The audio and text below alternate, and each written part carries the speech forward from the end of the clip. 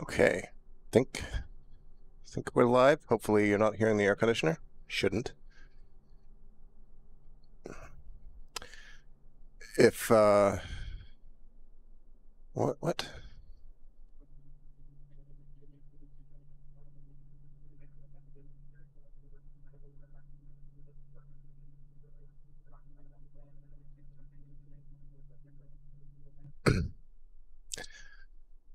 All right.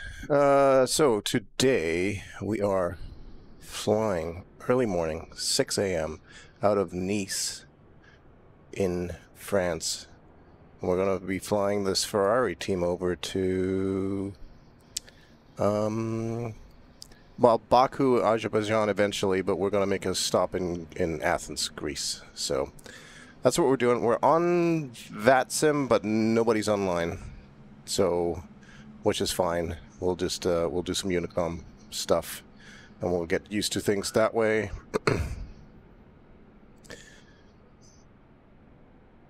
And let me.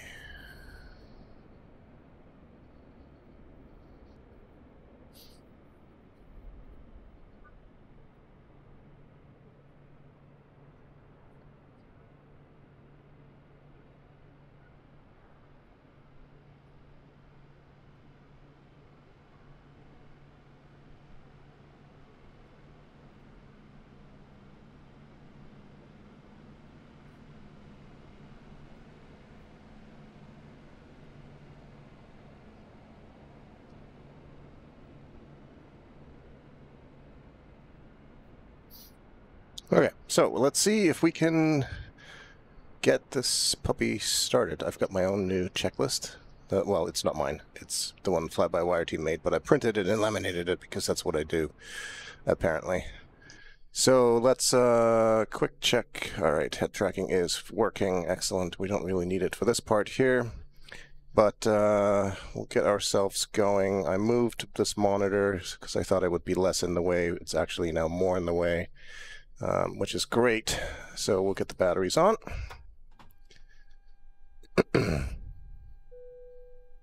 Which surprisingly is not on my checklist. That's amazing. All right, well, that's a good thing I know. 8 years on. We'll get the beacon going. Let's see. We are in Europe, so we're going to be switching over to hectopascal.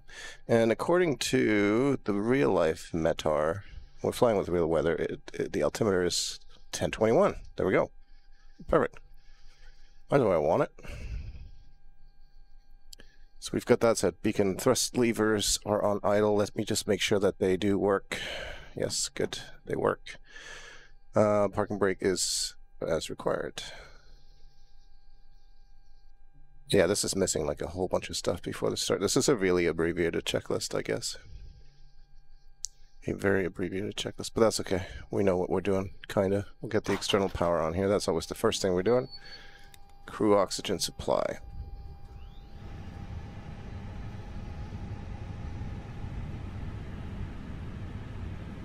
I'm waiting for this little clipboard thing I can put on the yoke that I ordered on Etsy.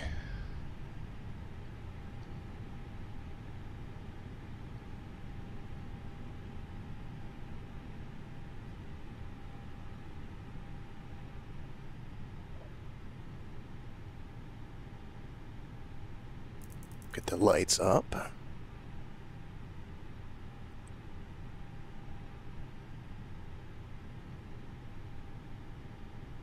We might as well go and set our Unicom frequencies already on. We'll set the squawk code to 1200.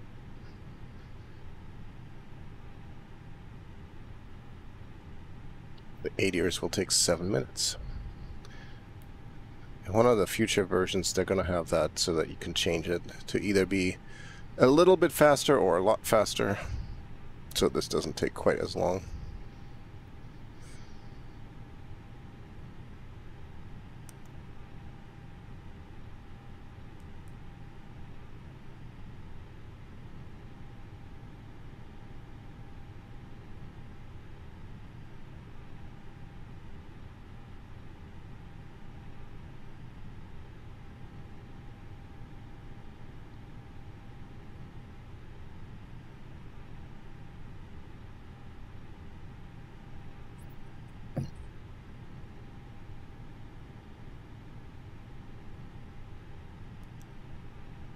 Damn it. Wrong button.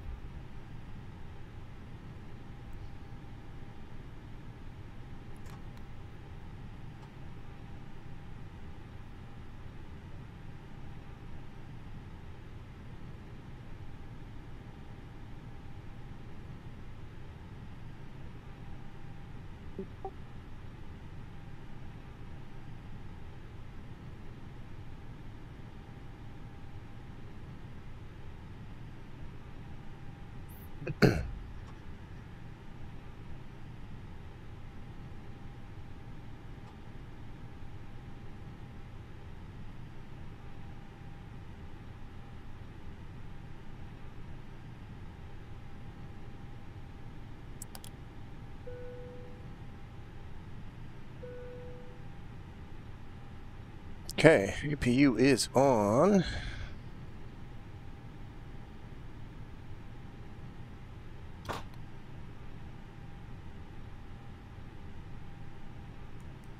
We are now running off the APU generator. Wait, was it only at 58%? No, it's good.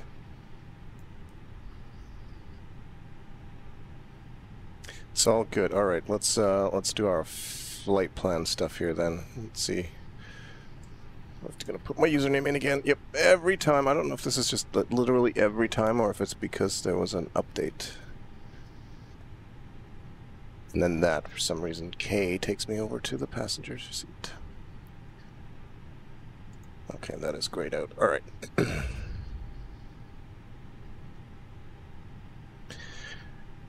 Let's get our stuff on here. Let's get our weather request.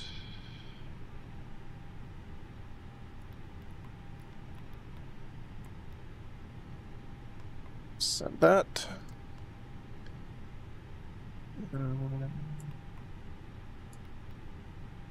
Go do our initial setup here. Let's get the data from SimBrief in. That looks good. And that looks good. Get the fuel loaded in as per our plan, and the passengers payload. There we go. Let's go back to get our messages, which we should now have the METAR for where we're going, so we'll print that.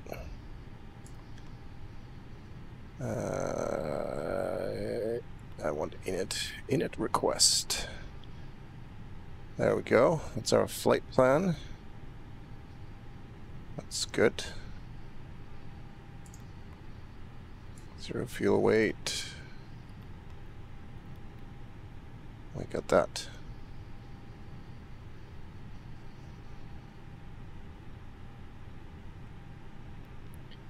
And our flight plan, let's have a quick look. We are supposed to do the Saudry. We're going to take 04 right with the Saudry 6 Bravo departure. That's what we're flying. Which I just want to bring up here. Yep. So what do we got? MN04, 48, 244, Omart, Merlu, Saudry. Okay, good. That's all looking good. We'll deal with the approach when we get closer. Perfect. And now we can set our V speeds, which we've got all set here. Let's rotate at 135. Cool. Cool, cool, cool.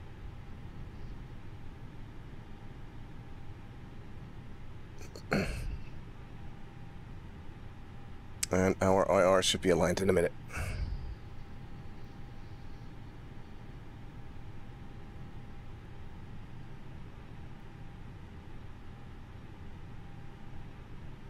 Just want to double check on that scope.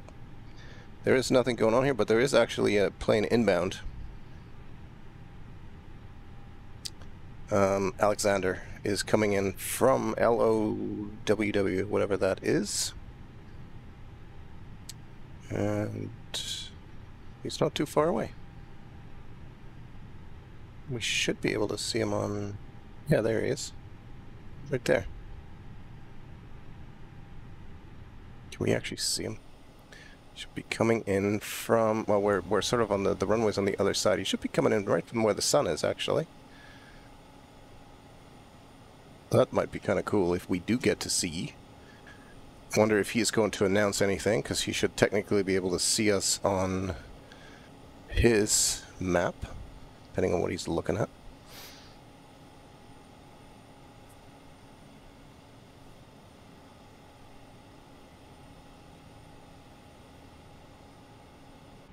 We'll come back to that. Okay, good. We now have our IR stuff all working. Cool. That means we are, I believe, ready for pushback and engine start. Well, actually, that's not true. We are not. We are not quite there yet. We need to get the fuel pumps on. There we go. We're on the APU. This is all dark. That's good. That's good. Okay, now we can do pushback and engine start. But the park brakes are set.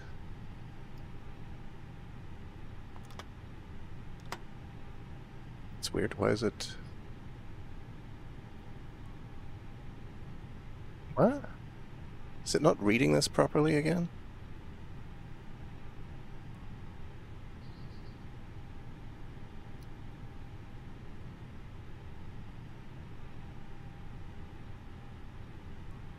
Let's...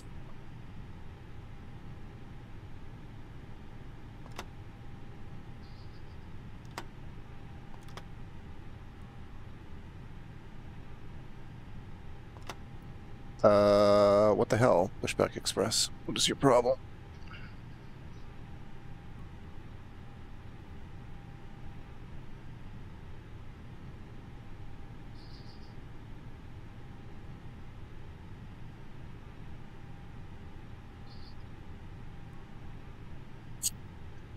Okay, so for some reason it doesn't seem like it can read our parking brake status properly.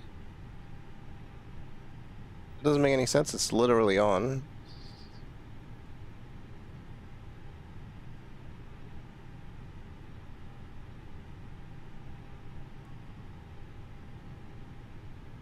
I mean, I did just update this, and I feel like they broke something. They being fly-by-wire.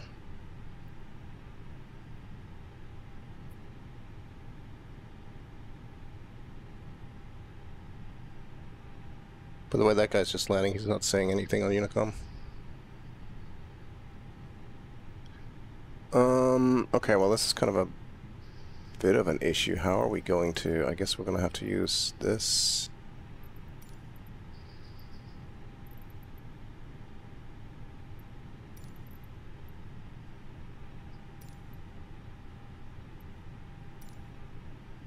That's stupid. Which way do we want to go? We want to be facing...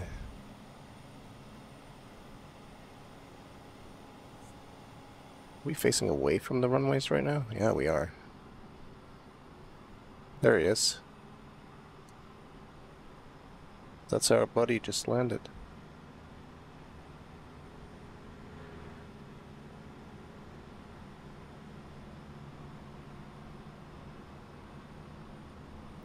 Well, I really want to be facing... I guess I'm going to be taxiing to the left there. It's a bit difficult to see on this diagram.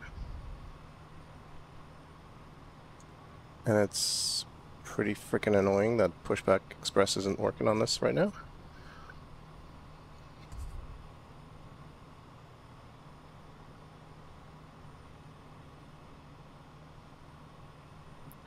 Which way are we going to go? This is confusing as hell. I think we're going to go down that way.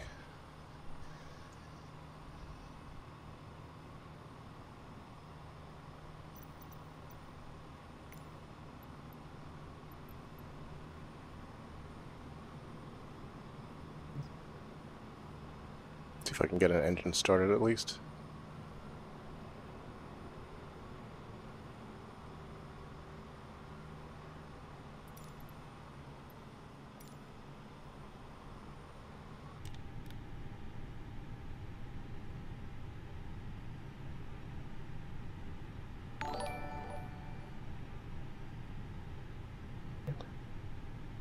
Holland's the Gamer just subscribed.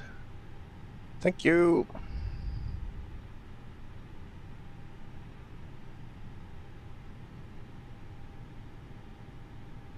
I feel like half my buttons have stopped working for some reason. So I don't think... Like, that engine's not actually starting.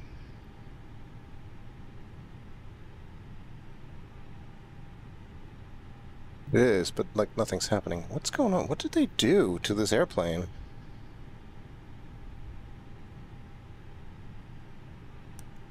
Yeah, it's my fault.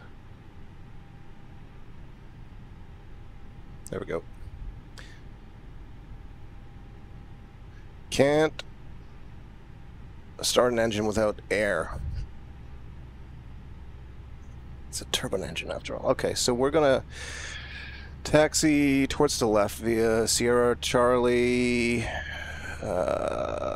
Bravo Alpha, cross one-way 04 left.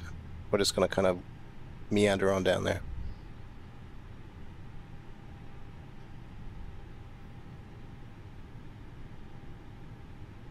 Got to fire up this guy.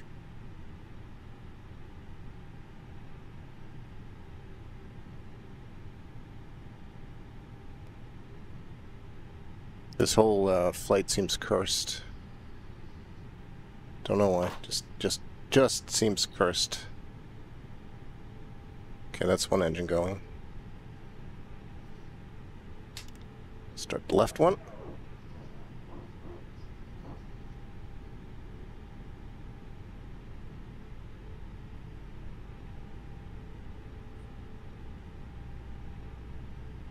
Eye plucker is because you're there. I don't know. I'm sure you're bringing good vibes, not bad vibes at all. I'm sure that's not the case.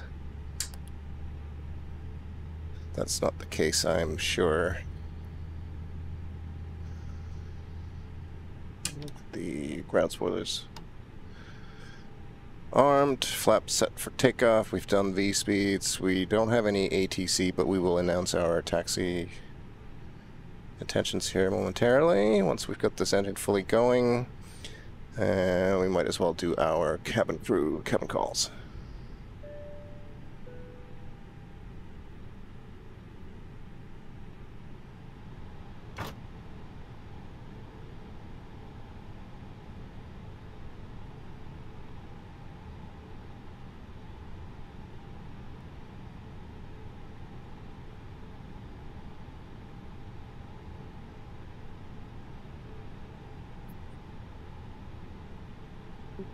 Nice traffic, UPS 1655, taxiing to runway 04 right.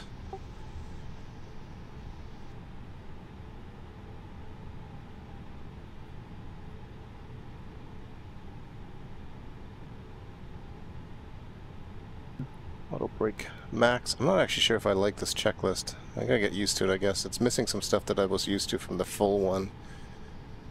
So that's gonna take a little bit of practice, I think, till I am happy with that.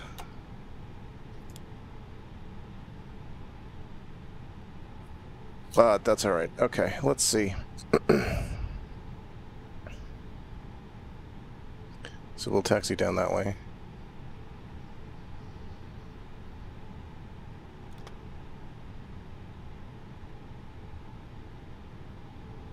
Just a little bit of speed.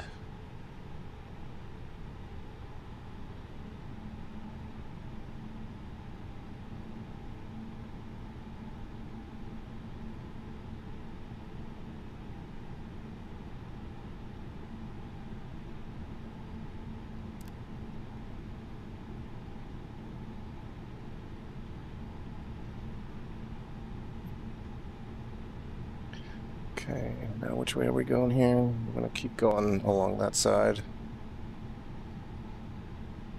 I'm gonna follow the green dots.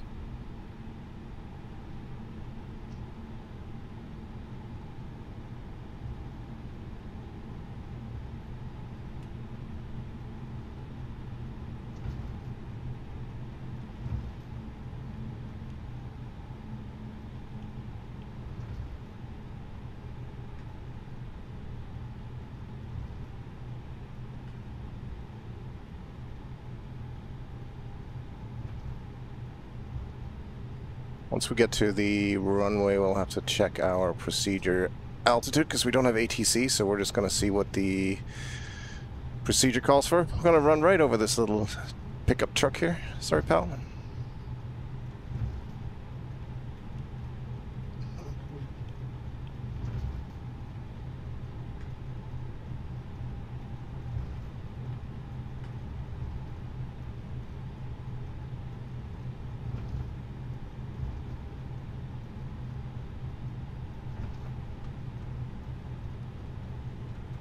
Yeah, that will take us where we're on Tango right now, which is fine. We'll keep going on Tango.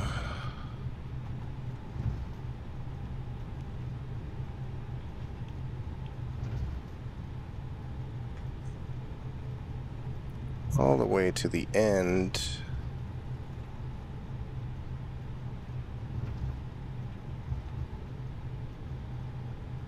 See those shadows of the winglets? That's kind of crazy.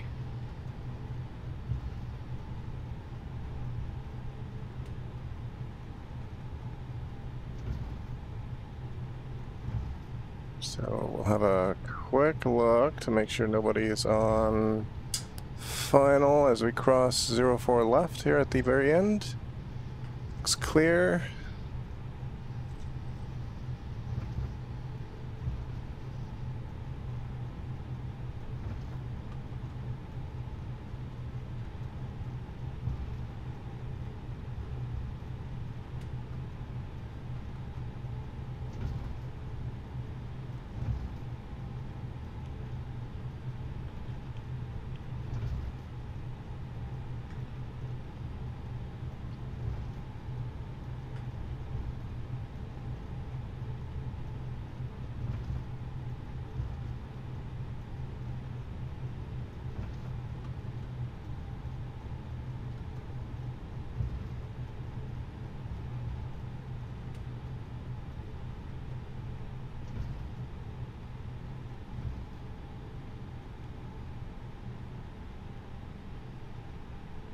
Okay, let's get everything set up while we're here.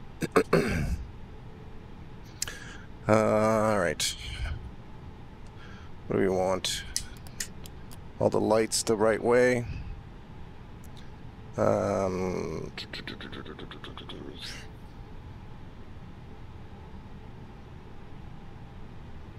we do a takeoff config? Good. We're good.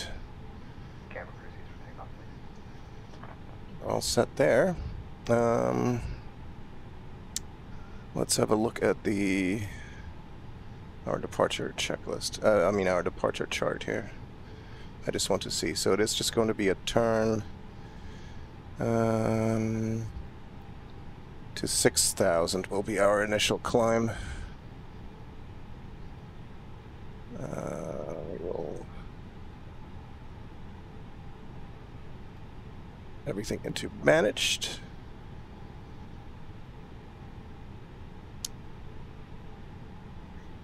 I think that's good. We're going to be at 6,000 and then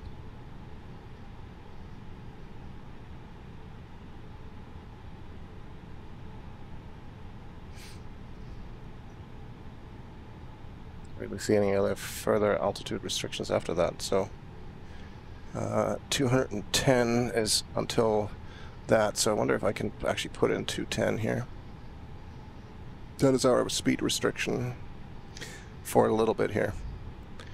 Let's give it a try, shall we? Let me have a look at anybody around on VATSIM. Oh, how far away are you? This guy's coming into Nice. And there's somebody else on the runway. But he's a ways out. I think we can make it out of here before he gets too close, I think.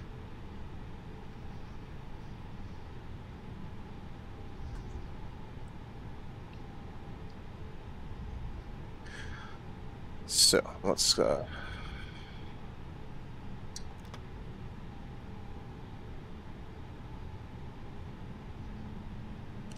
Nice traffic, UPS 1655, departing runway 04 right to the southeast.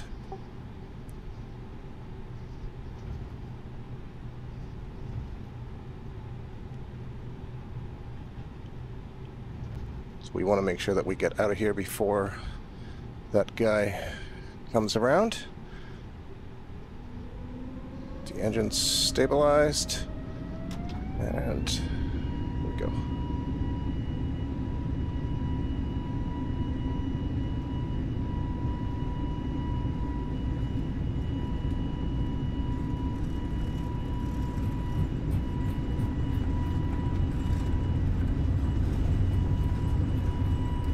Whoa.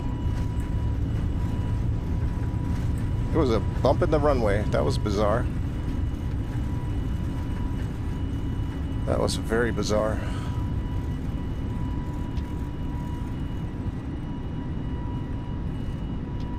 Come on, give me thrust climb.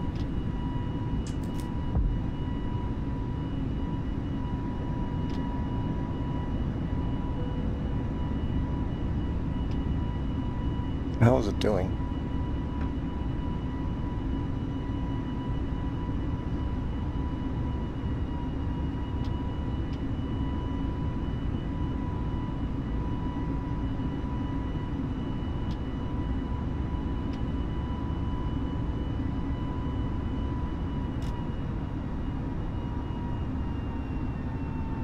There we go. Speed. Flaps can come up.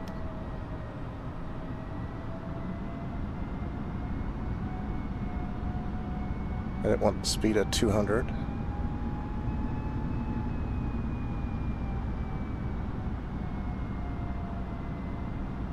Actually.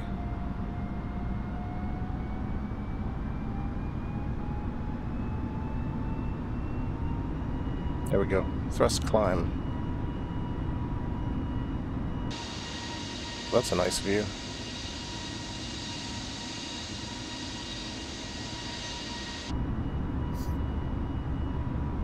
So we're technically going too fast. I slow this down a bit.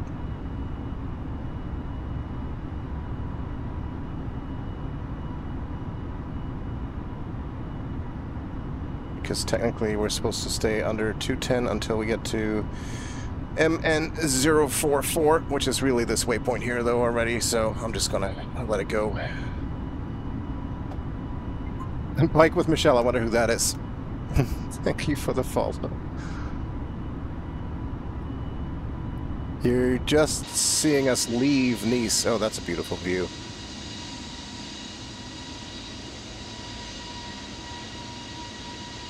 Yeah, you've missed the flight. That's alright. We can't come back now.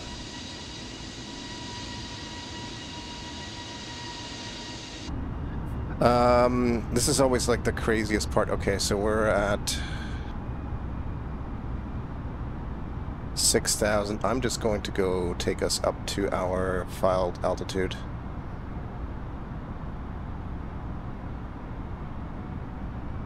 Up to flight level 370. After takeoff, landing gear, flaps, packs. Yeah, we're all good there.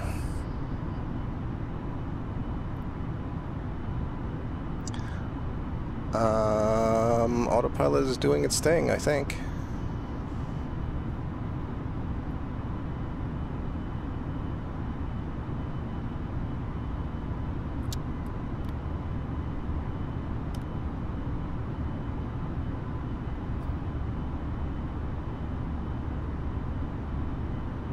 We don't need the ground spoilers armed anymore. We also don't need the APU bleed, actually. Don't need the APU on anymore at all. Probably shouldn't have had that on during takeoff even.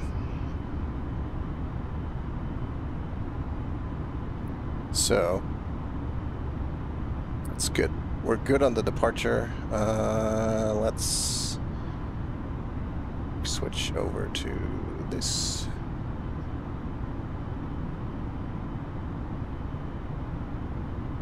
There we are. And there is no other human soul online right now because people tend to fly at their real time, and you know, it's pretty late now in actual Europe.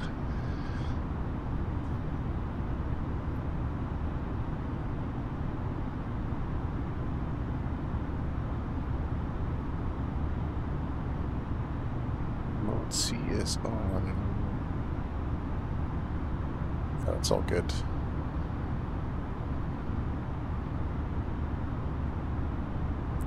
Everything is looking good. I'm starting to get a little bit better at these takeoffs, even though I swear there was a speed bump in the middle of that runway. It seems like a major bug of some sort, but it's super early in the morning. I think it was around 6 a.m.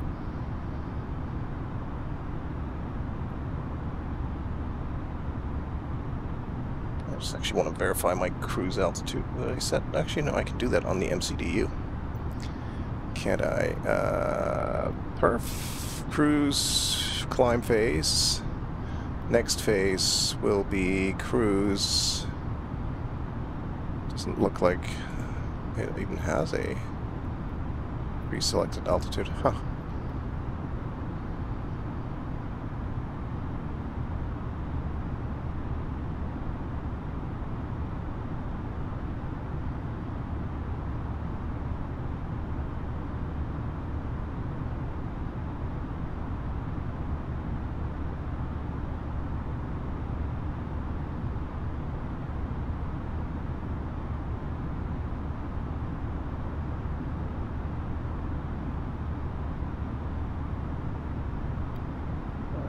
Just want to switch to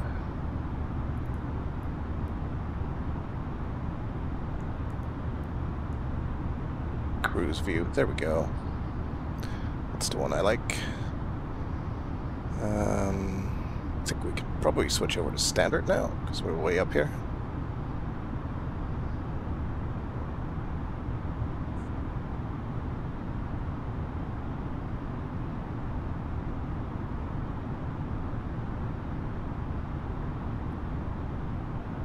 In fact, we're above 15,000. We don't need the landing lights on anymore either. We can probably turn the seatbelt signs off. Yeah, in fact, actually, the one thing that you did miss, you'll see it better if I make this window larger. In the center, this left part here, this is me. And you can see there's like another plane here. This is an actual human being flying. So, you know, in this part of the world in Europe right now, it's pretty quiet because it's the middle of the night in Europe. But if I go across the pond here, like to the East Coast, like these are all real people flying, and these shaded colors are actual real-life humans providing ATC services. You know, there's like Boston Center, DC Center, Memphis Center, and so on. But there's nothing over here, which suits me fine because I'm still intimidated by that. But just before I took off, there was actually another human being that landed at the same airport that I was taken off at. So it was kind of cool.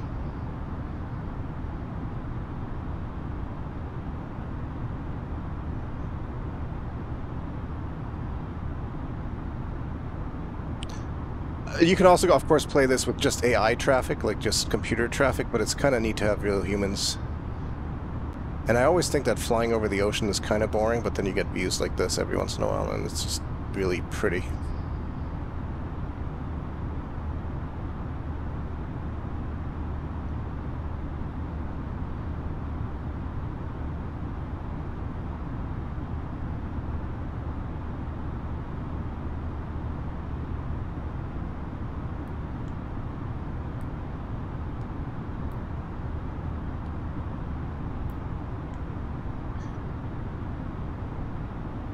Okay, so initially, so I'll have to ask, I'm actually going to do that right now. Ask on the Discord for the fly-by-wire people why it didn't seem to want to recognize my parking brake.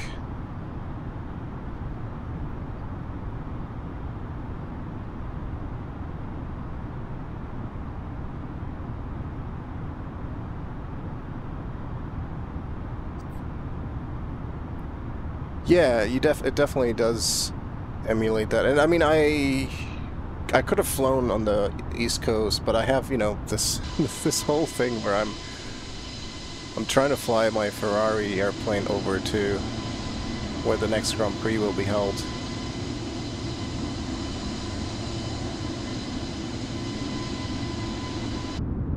Actually, I like this camera angle here.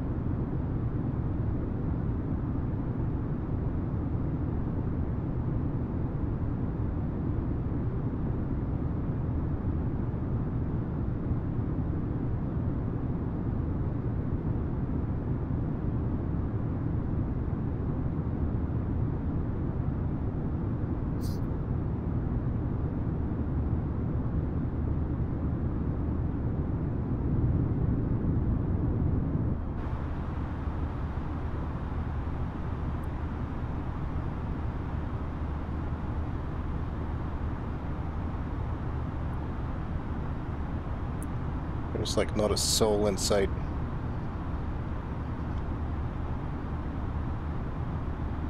Which suits me just fine though, so I can get a bit more practice in this plane and a little bit more practice just flying on the VATSIM network. Just see if there's anything else I need to do on my checklist. Nope, we're all good.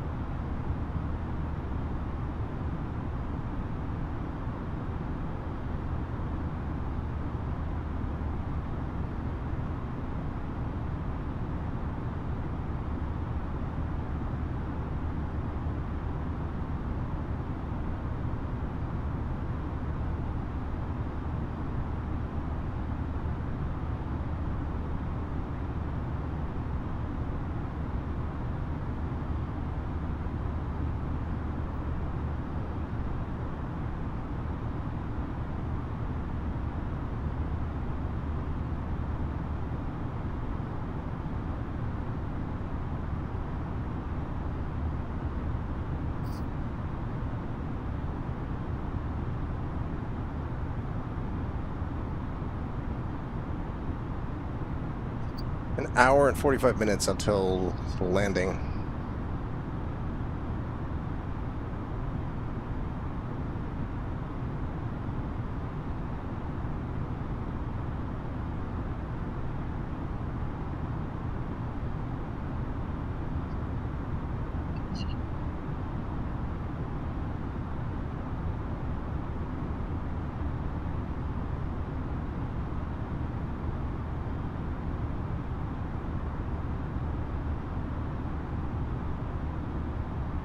I can get the music on now, because we're kind of just cruising.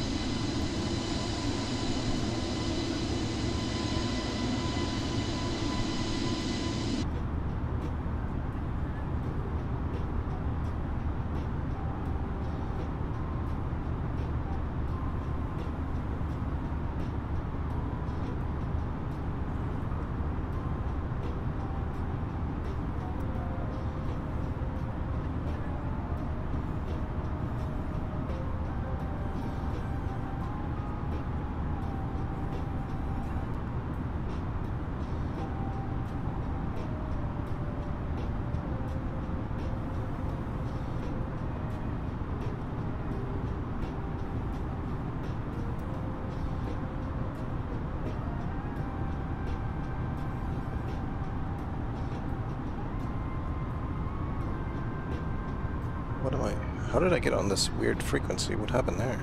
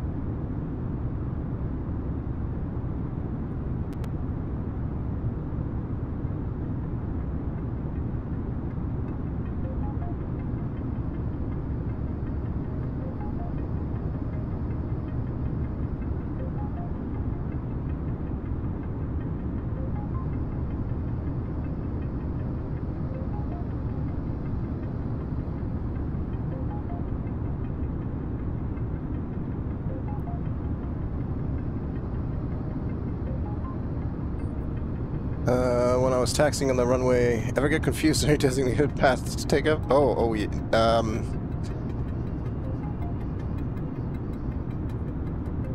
Well, no, it doesn't really have people waving you around, but it doesn't really have that in real life either. They just do that for like a short moment after, like just to get you pushed back and turned around. That's it.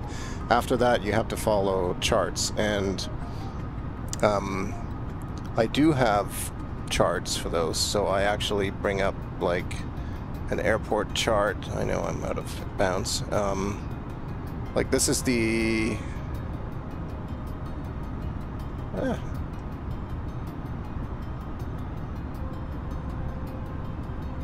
this is the airport chart that I was on, and I started up near this S section in the center there, and then just made my way down. Like, but that's apparently from what I've seen in videos of actual pilots flying. Like, they tend to have charts in their aircraft. They're usually built into the airplane itself, which this doesn't quite have yet, even though it's being worked on.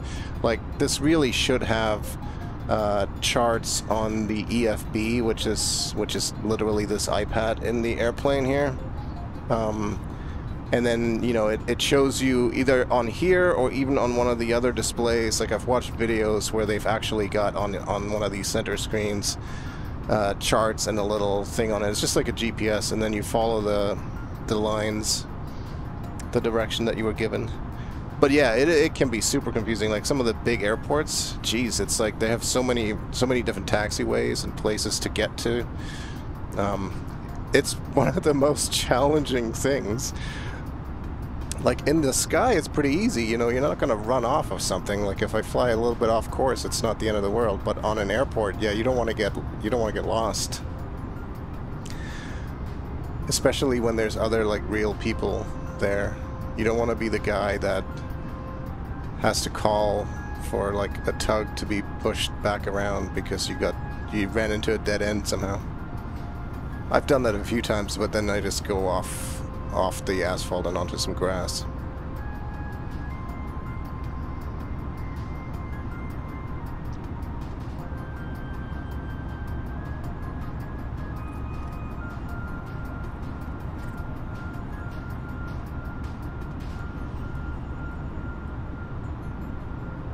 But yes, taxiing is very complicated most of the time. And it's also intimidating because when you ask for your departure clearance, oh, that's okay, Demon. Don't worry, Sean. You play hockey.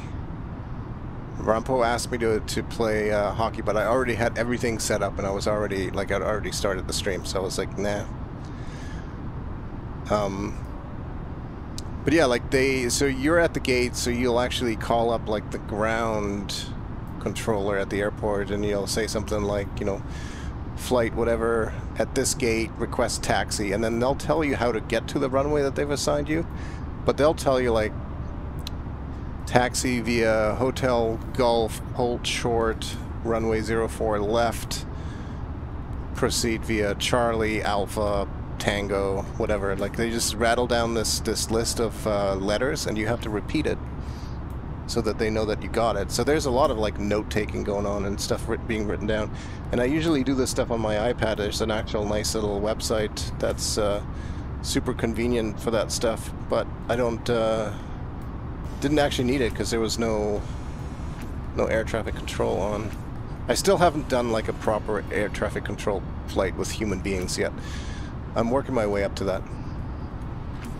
Oh, it happens more often than you'd think. I think, especially because, you know, if you fly for, like, WestJet and you fly from Vancouver to Edmonton and Vancouver to Calgary, that's all you do, you get very familiar with it. But if you're flying, like, overseas and you're coming in from, I don't know, Hong Kong into Vancouver, and you've only been there, like, twice in your life as a pilot, it's very easy to get lost. So I don't blame them. It's like a whole new thing I'll look out for next time I'm flying. Is actually, like, does it feel like we're getting lost? I don't usually look out. It's funny. I don't usually look out the window in airplanes most of the time because I don't want to know what's going on. I just want to get there. Because I used to be, don't know if I still am, but I used to be such a nervous flyer that I didn't want to know. Now I feel like I actually want to know more about what's going on and look outside and see. So the cool thing is we're going to fly over Rome at some point here pretty soon. Looks like there's we might be able to see something through the clouds, but we're pretty high up. It's going to be hard to see anything.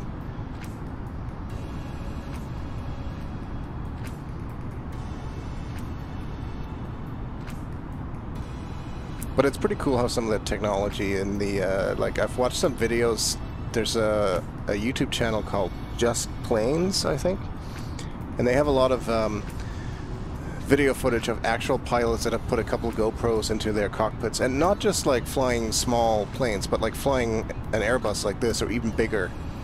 And some of the bigger Airbuses, like they'll have actually cameras in the tail, so they have like this top-down view of their aircraft in the cockpit, and like a camera built into the wheel so that they can see where the actual wheel is. Because when you're sitting up here, you can't see, you know, where exactly you are on the ground, where the wheels are. So it's kind of neat. They don't have that plane in this, so unfortunately I'm hoping that one day somebody will make that, because that seems like a pretty, it's basically this plane but with 4 engines instead of 2, and so significantly larger.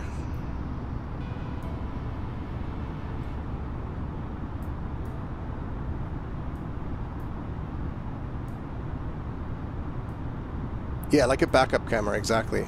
But from the looks of it, it literally sits like in the top of the, like right up here in the top of the tail fin. So you get this whole like 360 view of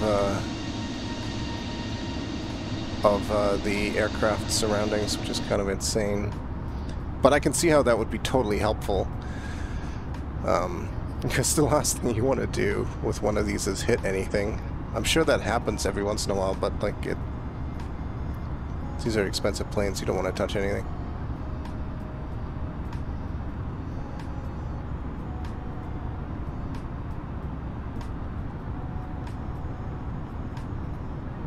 See my Tim Hortons mug that's inside the cockpit, specifically modeled.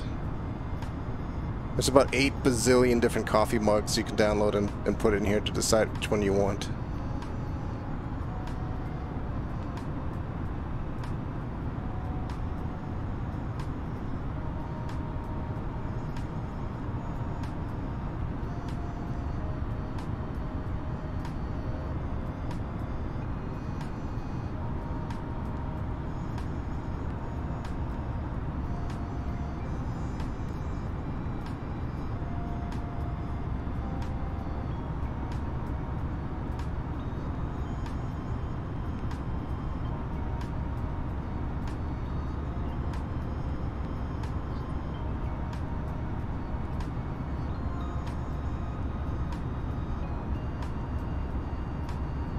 The thing I like the most about the simulator is that I now know more or less what all of these buttons do and what all these values mean for the most part. There's still a bunch of engine stuff here that I don't really know enough about, but don't really need to know it either.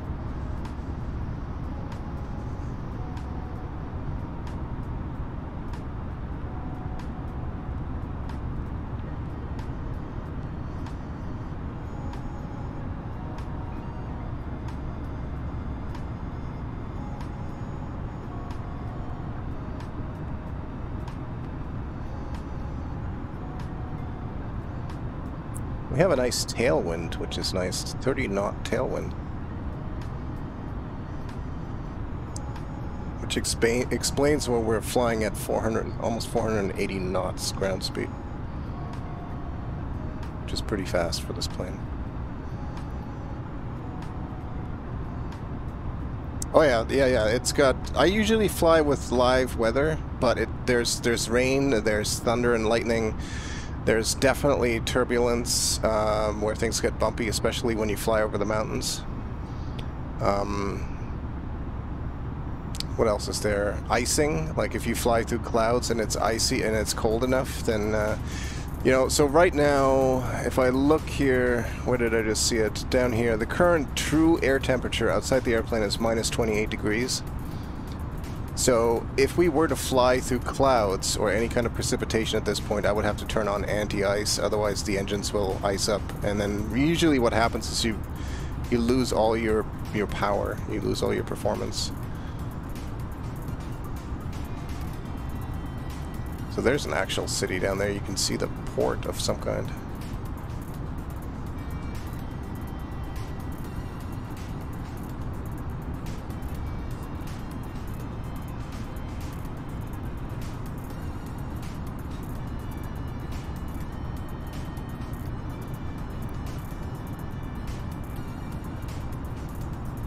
There's some pretty neat weather effects, like landing in rain is pretty cool when that happens.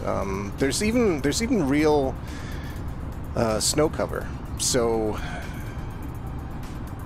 in the winter I was flying and I actually landed on, I want to say Lake Michigan or something like that, because it was frozen over and I was flying this little tiny airplane that's actually amphibious, like it can land on water. But I actually landed on the ice cover on the lake, and that ice goes away when the real world weather gets warmer. So they've built a lot of that stuff in, which is pretty cool.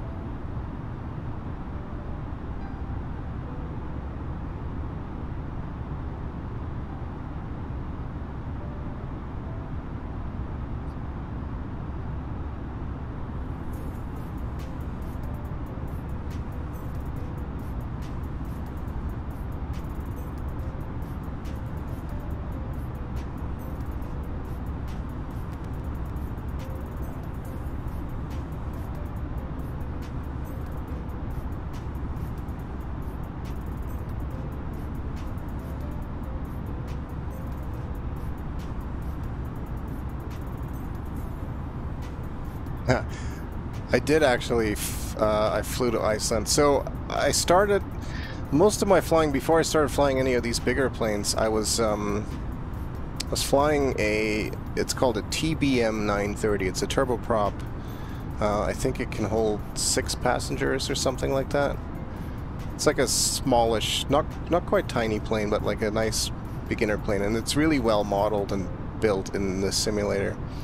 So I decided I'm going to do a tour around the world where I fly from every country's capital city to the next country. So I started in London in the UK and then flew over Iceland and over to Canada, through the Caribbean, down through South America, and I made it as far as crossing over the Atlantic to the west coast of Africa, and that's where I'm currently at. I haven't continued from there in a bit because I got sidetracked wanting to fly these big planes.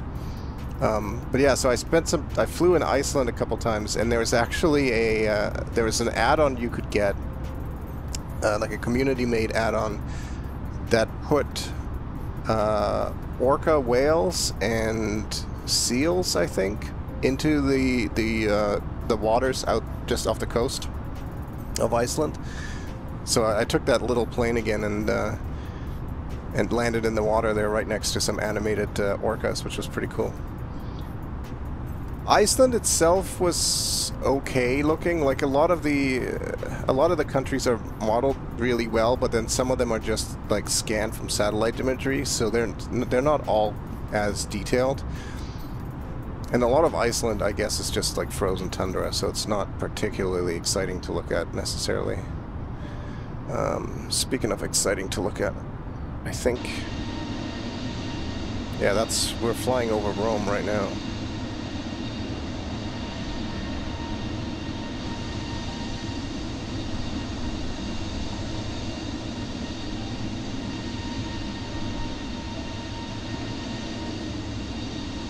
Or not quite yet. We're just, I guess it's going to be just off to our left-hand side.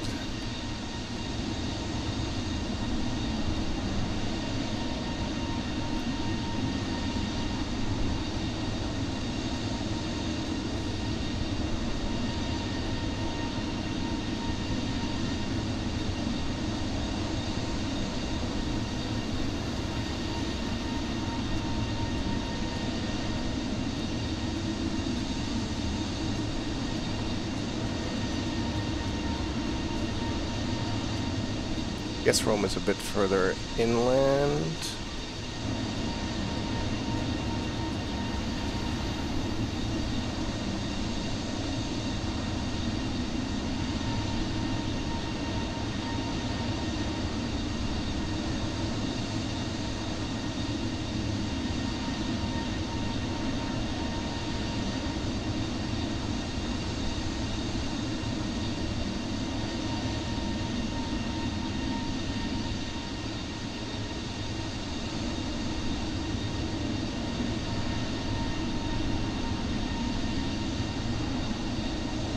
I think that's the Rome, the airport in Rome that I'm looking at on the map.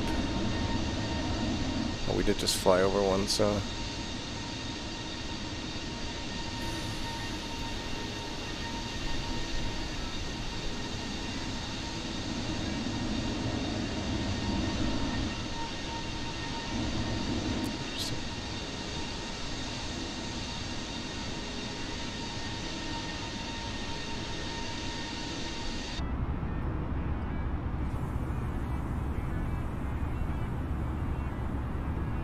But yeah, weather can be pretty cool in this game.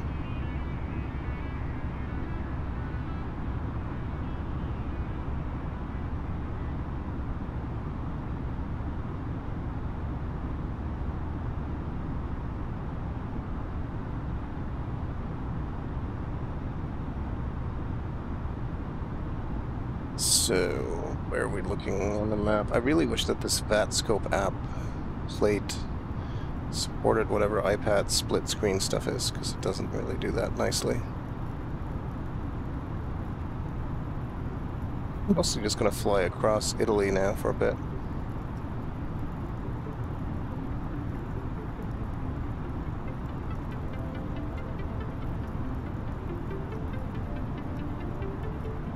Is anybody else coming to Athens? Nope, just us.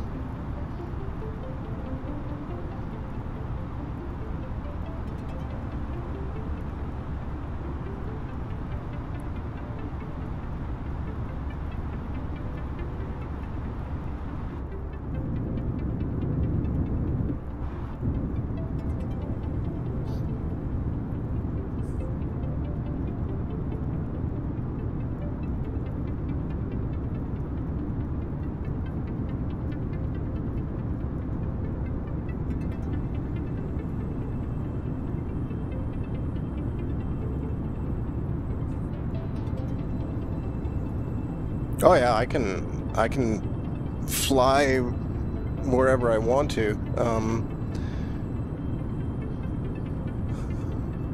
I can definitely make detours.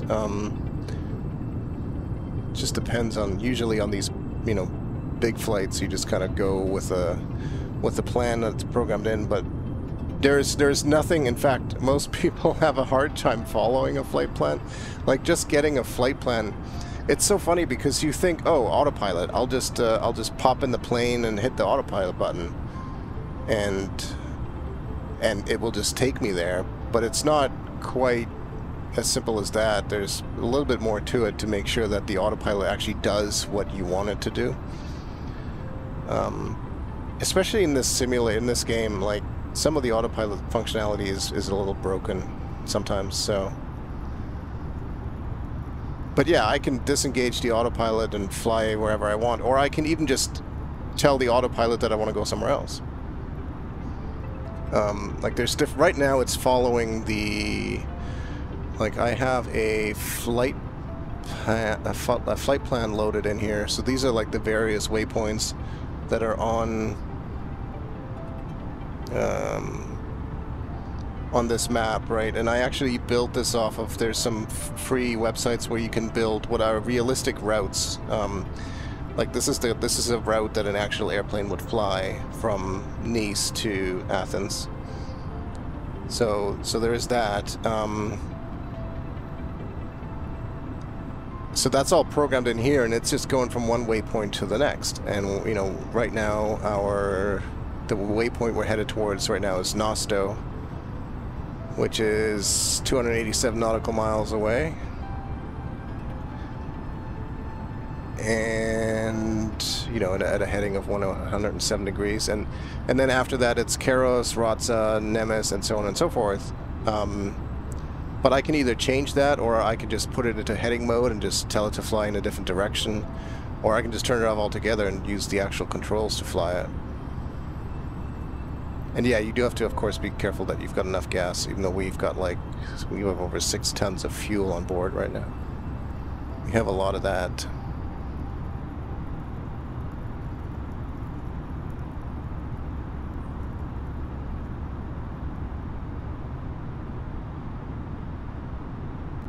And ordinarily, like, you file your flight plan, but when you fly one of these big airplanes, ATC will tell you that they might sometimes reroute you either around traffic or weather, or just to make it easier. Like, they'll just tell you to go directly to a different waypoint to, like, shortcut it, that kind of thing.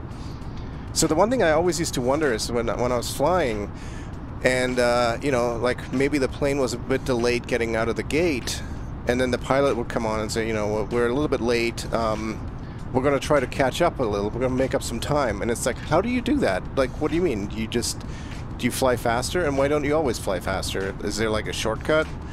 And I think usually it's a combination of both. Sometimes there might actually be a shortcut, and sometimes there might be a way to actually fly a bit faster. South Africa, eh? I haven't been there yet, but I should be headed there soon I should get back into my TBM. What country am I in that one?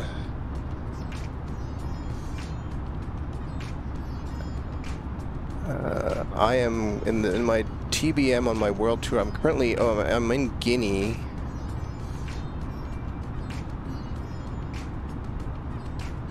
And I'm pretty sure South Africa, well, I know South Africa's on the list. Every country's on the list.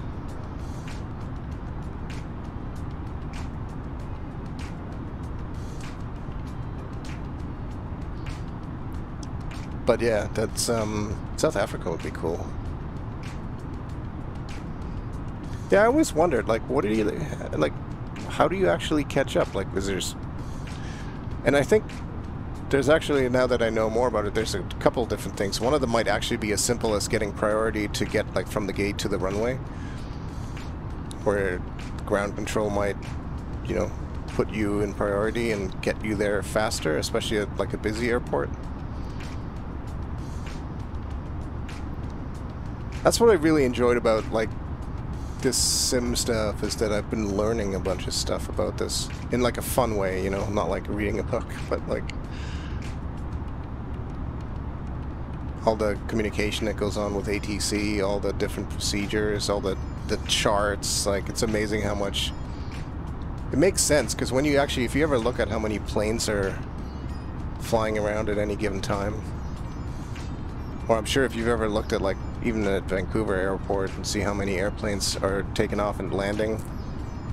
Like, we sometimes go out to that Iona jetty there, and during busy days, I mean, it's mostly during the pandemic, so it wasn't as busy, but on busy days, there's just, like, planes coming in every couple minutes. Yeah, exactly. They just shuffle stuff around. I also now fully understand why air traffic controllers tend to go crazy or have such a high stress job, because when it's busy in the sky and you're literally just telling airplanes to fly in certain directions and hope that they don't run into trouble, it's a stressful job.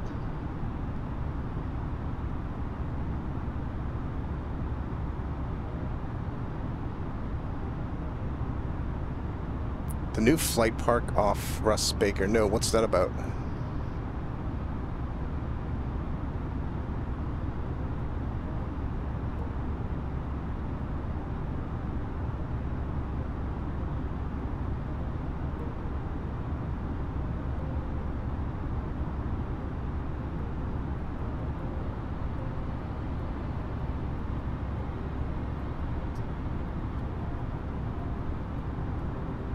Okay, yeah, that would be cool. And speaking of links, I'm gonna send just my for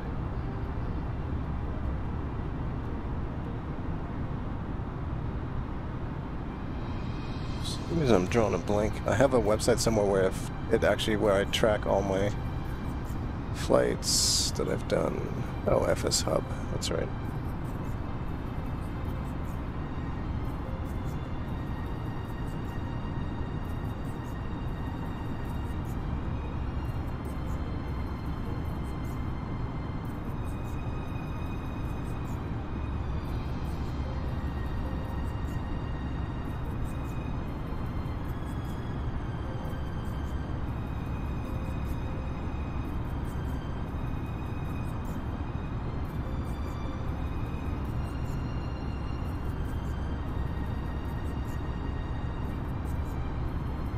Larry Burke Flight Path Park.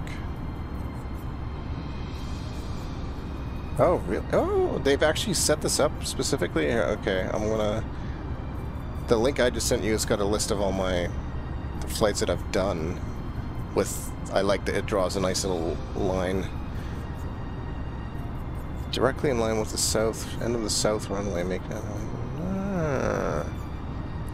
interesting. I gotta go there sometime. I'm off for 2 weeks, so I think that's a good place to paper airplane benches. That's cool.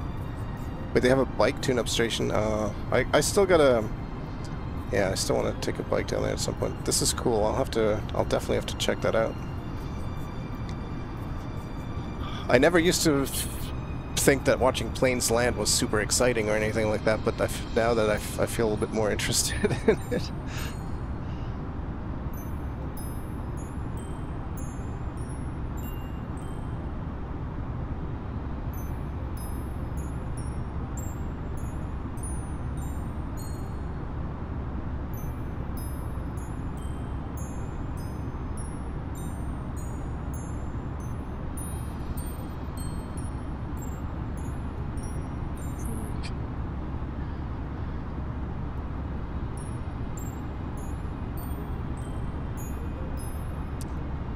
So at some point I need to start thinking a little bit about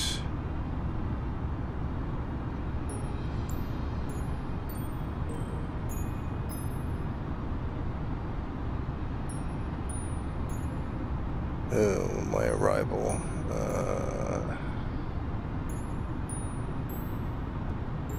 Yeah, I never gave flying a whole lot of thought, but once you spend a little bit of time with it, it's pretty interesting.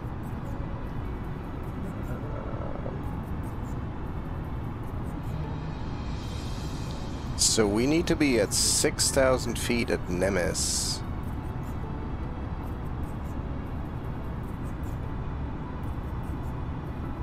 Okay, interesting.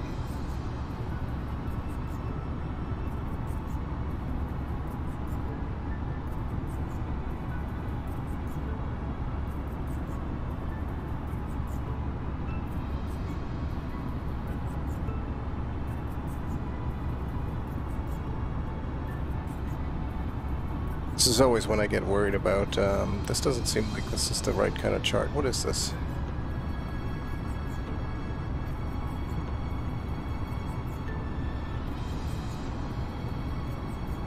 Yeah, I guess it is.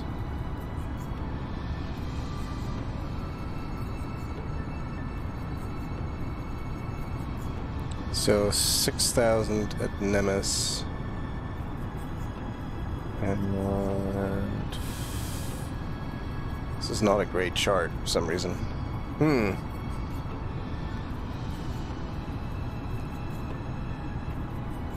It's an ILS chart, right?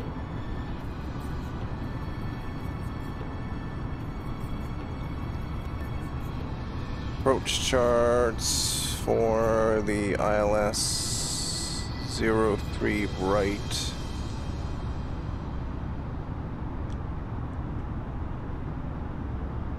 God, why is there so many? ILS Zulu is what we want to do. Okay, I guess it is just that chart. All right. We'll come back to that later.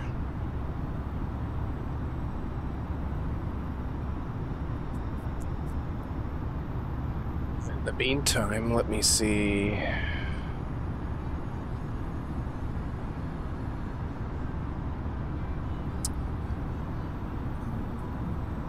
Our arrival will be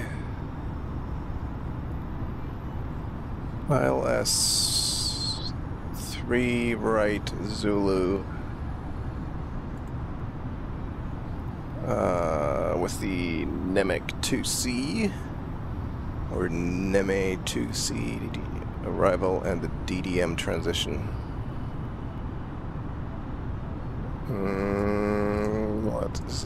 What is going on? Okay, yeah, insert. MSDDM, okay. We have like no altitudes, 5,000 a D, yeah, okay.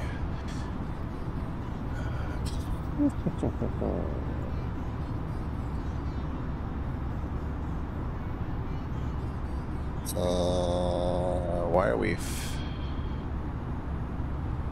Oh, what did you do? See, this is a good example of how the autopilot has just gone crazy. It has for some reason assumed that we want to go back to a waypoint, but we really don't. We want to go to Nosto. That's where we were going. Let's go back there, please. This is how you end up flying in a little circle. And this is going to look great on my little map because it's actually tracking the thing. So it's like we're veering off course because the flight simulator's autopilot system is a little bit screwy. So what I did was I was entering arrival information, and as I was doing that, for some reason it decided that we needed to go back to a previous waypoint. Really, really weird. I hope it's not. I hope it's going to continue being okay. It should be. Sometimes this thing gets really screwed up. Why am I looking at this again?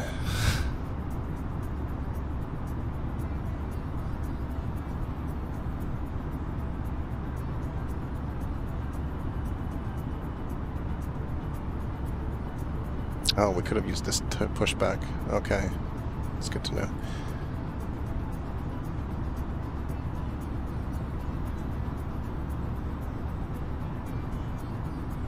Oh, I thought that's right. That's what I was looking for. I thought it had a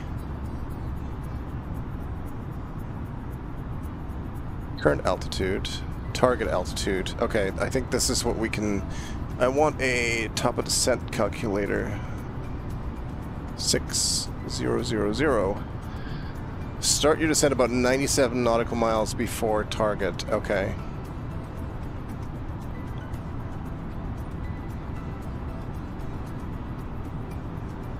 So 97 miles before Nemes. Yeah, before Nemes. So basically, we'll just start descending at Bratza, which is 115 nautical miles away from Nemes. So that's what we'll do.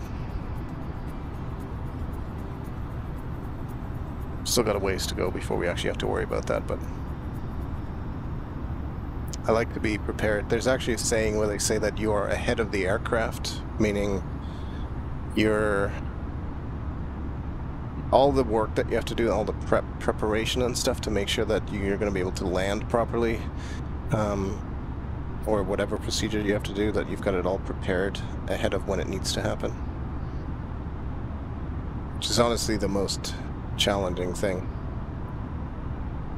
Yeah, some airplanes will actually give you a top of descent, and usually that is when ATC comes in really handy, because ATC will actually tell you when it's time to descend. and they'll gradually step you down. Without any ATC, the closest thing to that I have is the charts, and the arrival section of the flight plan. So every airport, Vancouver is a weird exception actually, every airport has approaches and arrivals, and arrivals are basically just ways that planes will get close to the airport from all the other airways, and then approaches are basically how to get down to the runway, and they're all documented and they have certain altitudes. So the best thing that I can look for now is saying, okay, at this arrival chart here, at this waypoint, I need to be at 6,000 feet. And without any other assistance from ATC, I have to basically just do the math and say, okay, how many, when do I need to descend? A rough rule of thumb is that you need 30 nautical miles for every 10,000 feet of altitude change. So if we need to drop about 31,000 feet, because we're cruising at flight level 370, which is 35,000 feet, 37,000 feet. We want to get down to 6, that's 31,000 difference, so roughly 93 nautical miles. So that's kind of what I'm going to aim for. Every airplane has different systems for that to help you with it. This one, I think, probably has better ones than are available in the simulator, but I'm not entirely sure. There's another airplane. It's like a business class jet called the Citation CJ4, which is really fun to fly because it's been modded. It's been modded a bunch by a group of volunteers, and they've made it really, really good. It's just not quite as it's a nice plane. It's one that I fly that on my world tour as well. It's a cool little business jet. It's like a rocket ship. It's so fast. Not overall speed, but like climb speed. It climbs at like 5,000 feet a minute. It's crazy.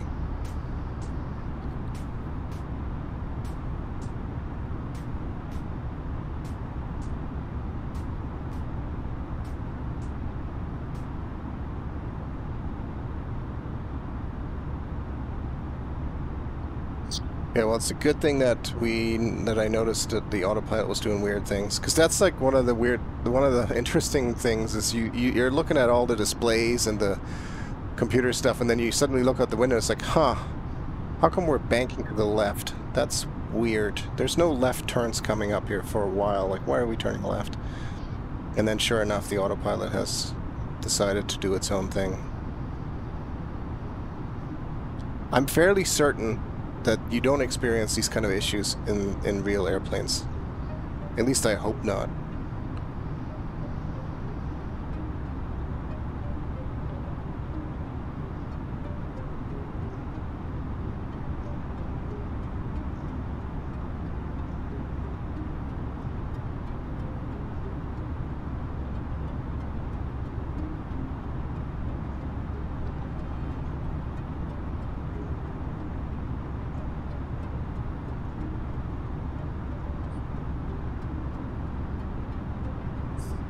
Yeah, like joystick drift. But what usually happens is something in the flight plan's waypoints gets messed up. And that shouldn't really happen, and I'm sure it doesn't happen in real life, but in the simulator it does. And it usually always relates to you making changes to what's already programmed in. As soon as you start changing things, the game doesn't handle it very well, which is kind of annoying because realistically you would make those changes frequently in midair, because ATC will give you like I planned a specific arrival and approach ahead of time, but that's not realistic. Typically, I mean, you file your flight plan and you say, I want to fly to this airport, but you don't actually know which runway you're going to land on, and so you don't know which approach you're going to fly until you get closer, and the people at the airport will tell you, because it depends on the local weather and the wind and I guess just traffic in general. So you would always program in your approach procedures just before you arrive at the airport. But when you do that in this game, that's usually when it starts breaking things. And last time it broke things so badly that I was pushing buttons on the panel there and nothing was actually happening anymore. It was weird. I am a little bit worried about this one orange message here. Like, why is that? Okay, that's better.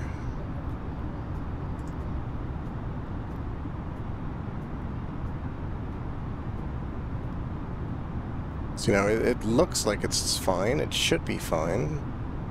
So we'll see when we get there.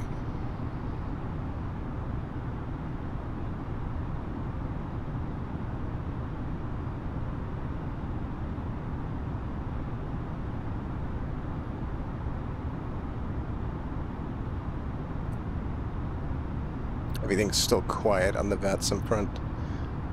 So this is literally the I guess the heel of Italy's boot that we're flying down.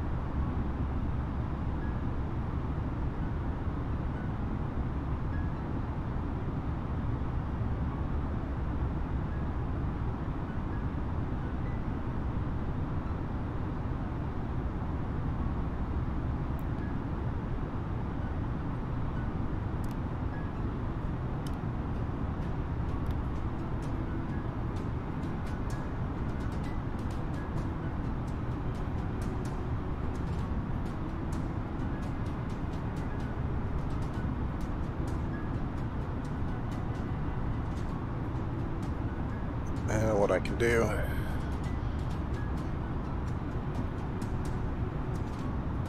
Closest without planning to land. I've flown like a couple hundred feet off the ground several times because I was flying a small plane. I flew a small plane from Revelstoke to Salmon Arm, down basically some river valleys in the winter in the snow, which was really cool. That was actually a lot of fun. Totally different experience from this kind of flight. Like, it's a totally different thing. I'm just going to send a METAR request for the weather at Athens so I can fill in some values for the landing. But yeah,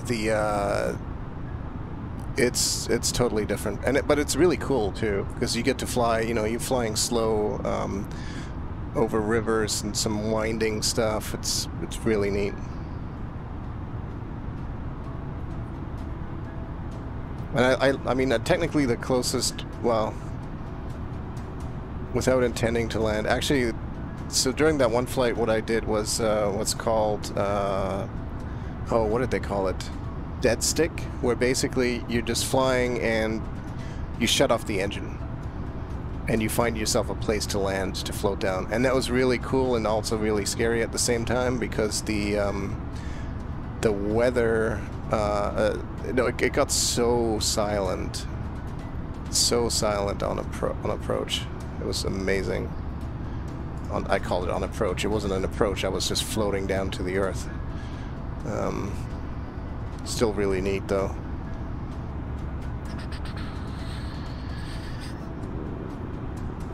.12°. Wind is 290 at 3. Transition altitude, it doesn't say that on here. It never does. I think it's 6,000 though.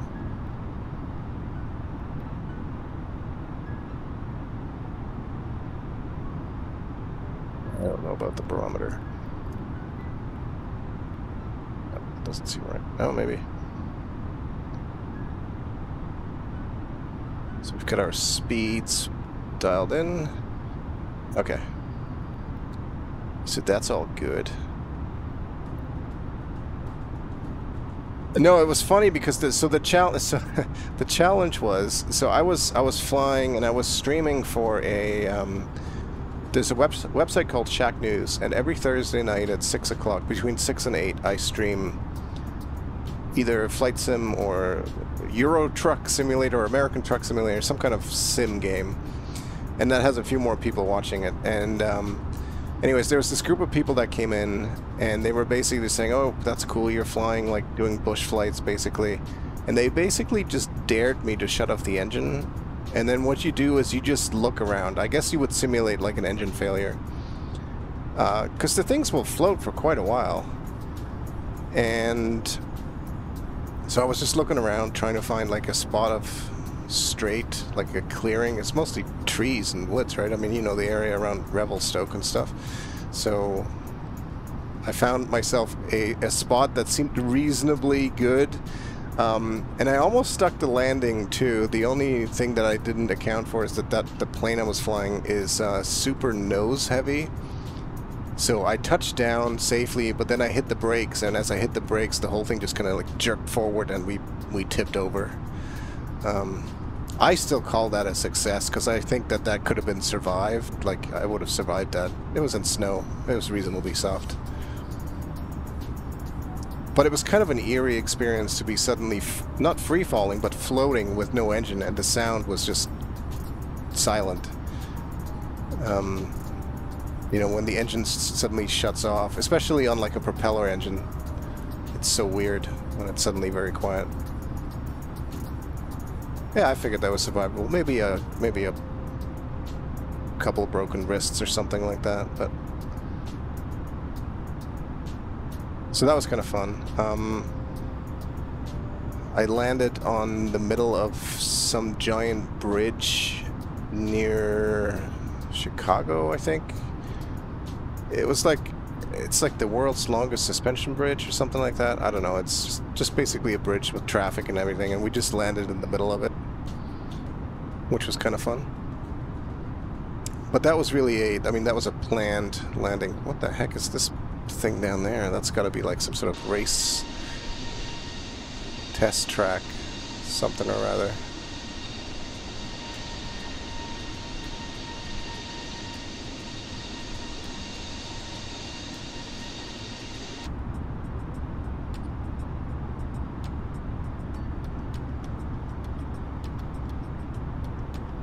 Oh, I see what I just did. Okay, that's the barrow. Okay, that's not right. I gotta fix that.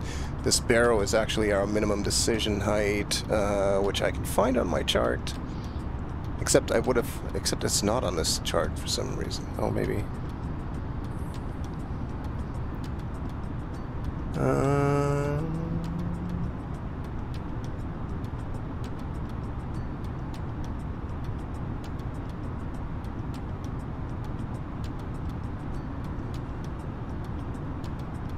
This is a DME approach. This is going to be terrible. MHA 5000. What is this airport's altitude? That can't... No, it's not... I guess it is 5,000? There's some tall mountains around this. That's going to be interesting.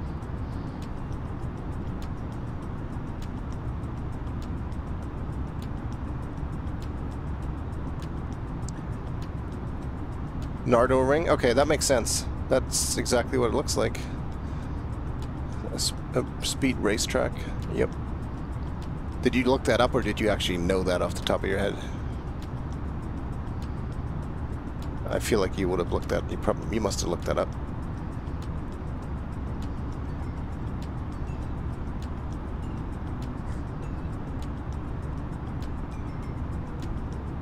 Yeah, there's Nardo. Alright, we got nothing on that scope, so that's all good. We don't need to worry about any ATC.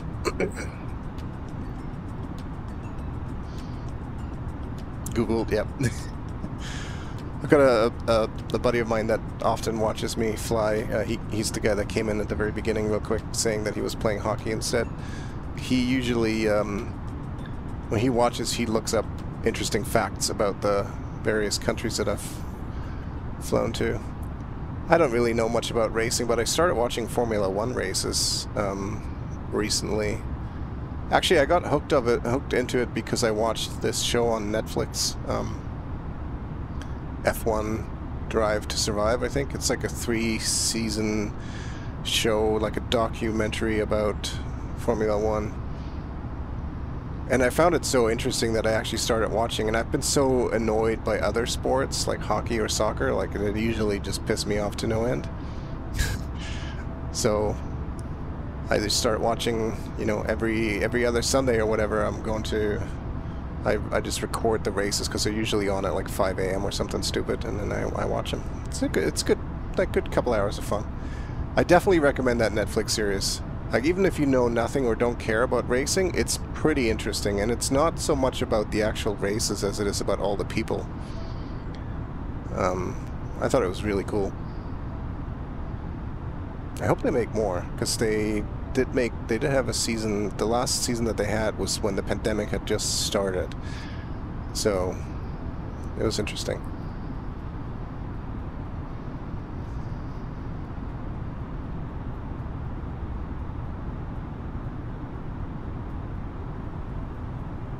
Oh, she actually woke up at 5 a.m. to watch on. Now that's dedication. I'm too lazy for that. I don't even avoid the spoilers actually, because I don't really have a favorite. So I just record it, I DVR it, and I actually check the results beforehand, and then decide when I want to watch it and how excited I want to be when I watch it. But yeah, it's definitely a cool show. That's not the checklist I wanted. Okay, approach checklist, briefing, ECAM, seatbelts, barrow set, minimum set. Well, that's all set. We're well ahead of the game here. So what have we got? 37 minutes until we land. Always add about 10 minutes to that, because that's just the estimate based on pure distance. Oh yeah, that's true too. YouTube highlights are a great idea. I used to watch Tour de France like, I don't know, 20 years ago or something like that. Many years ago, my grandpa in Germany used to watch it, and I watch it. I haven't seen it in a very long time now. I don't even know who, like I wouldn't even know any racers' names anymore. But I used to watch way back when, like the early days of Lance Armstrong or whatever. That would have been, I guess, around like the late 90s or early 2000s. I'm not sure.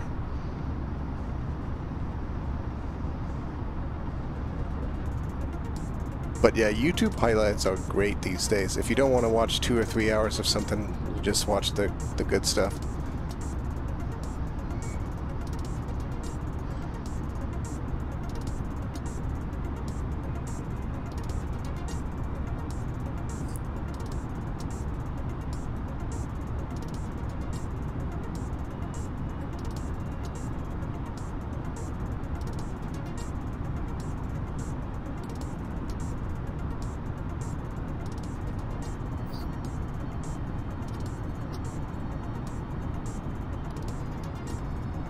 So this is going to be interesting to see if the autopilot is going to sequence itself properly to Keros on this next waypoint. It should.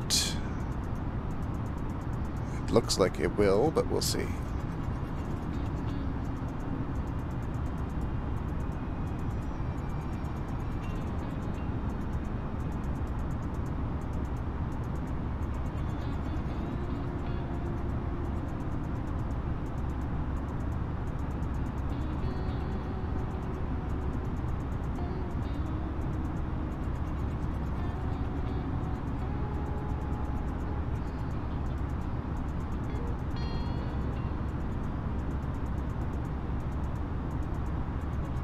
Good, it worked. All right, so the flight plan was only temporarily screwed up. That's the coast of Greece, I think. Oh, actually, that's the coast of Albania.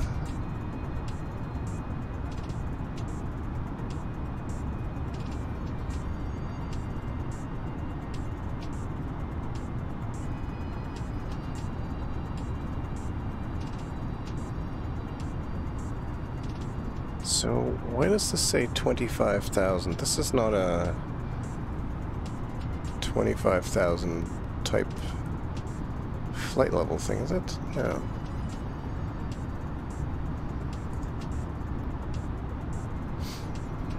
No, literally the only other restriction that we seem to have is 5,000 at the approach point, but we want to be lower than that, obviously. Or lower earlier. Okay.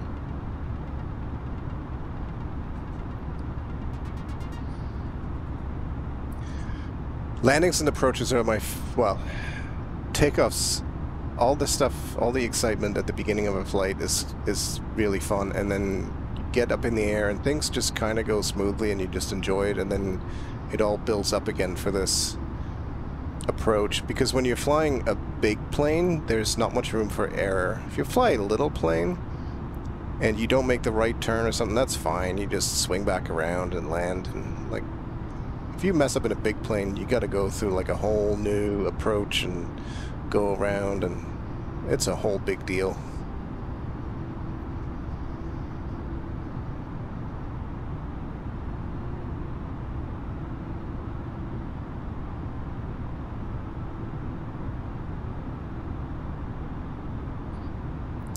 So once we get to Rotsa, we'll descend down to 6,000.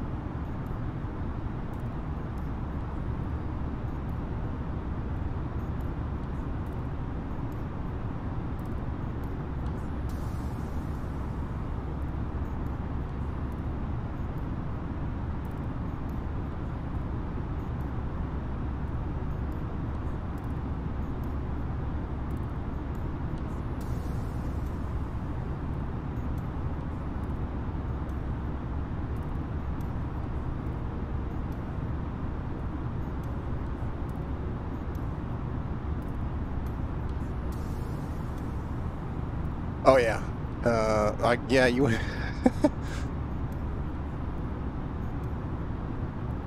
I think you're right about that. I think pilots really have to get along with their co-pilots.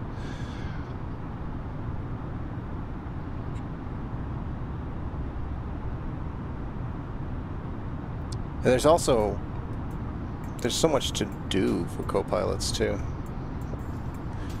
And usually what's done is that one person flies the aircraft and the other one deals with all the radio communications and like the navigating on the runway, on the airport and stuff like that. You know, it's usually split into two. It's pretty difficult when there's just one pilot doing it all. That's actually one thing I'm still waiting for them to implement in this, and I think they probably will at some point, or somebody will make this happen. There kind of is a way to do this already, is to simulate flying with a co-pilot, so having two people, you know, on board. I want to check some altitudes. Interesting.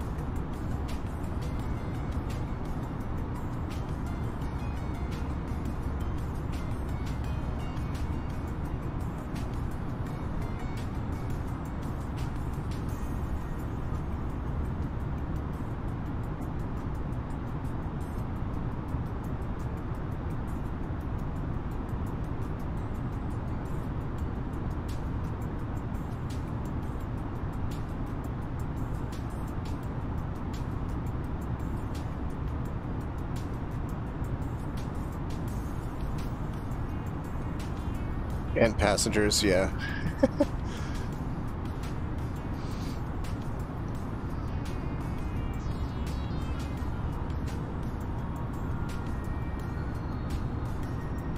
It's usually like there's just a couple times during a flight, usually during approach and landing and then during the initial takeoff, where there's just like, there's a lot of things all happening in a very short period of time. Everything in between is fairly easy going. But there are definitely some moments. I'm a little bit concerned now about altitudes because, like, there are mountains ahead of us. I kind of hope that I'm hoping that the flight paths will take us through the mountains at the right spot. Yeah, that's why you have a whole cabin crew to deal with those people in the back. Okay, so we're coming up on Rotsa, and I said I was going to... I'm going to go down to 6,000 feet.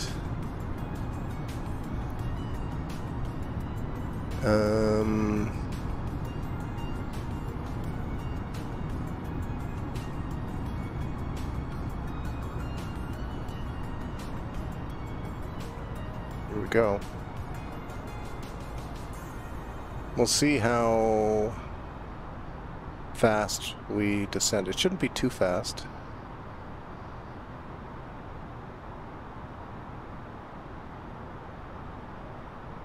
If it's too fast, we can always slow down a little bit. It's the other thing you really learn about this stuff is the whole relationship between speed and altitude and pitch of the airplane.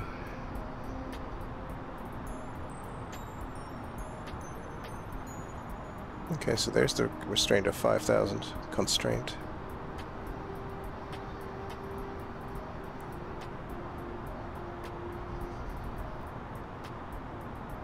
Okay, we'll see how this goes.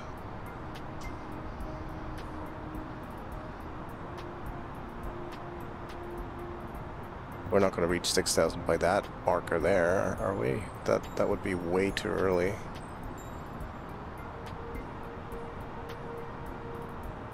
Oh, maybe we will. In which case, oh, we'll play it by ear, by eye.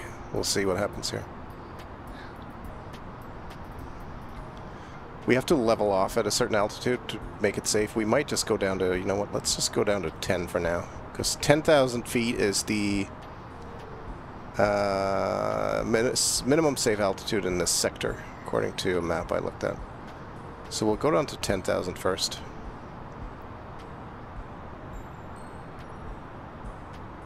and then we can descend from there. That at least gets us a lot closer to our 6,000.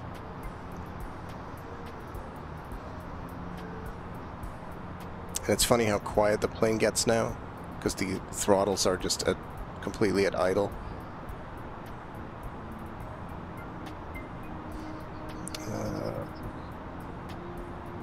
We should be switching our TCAS to below.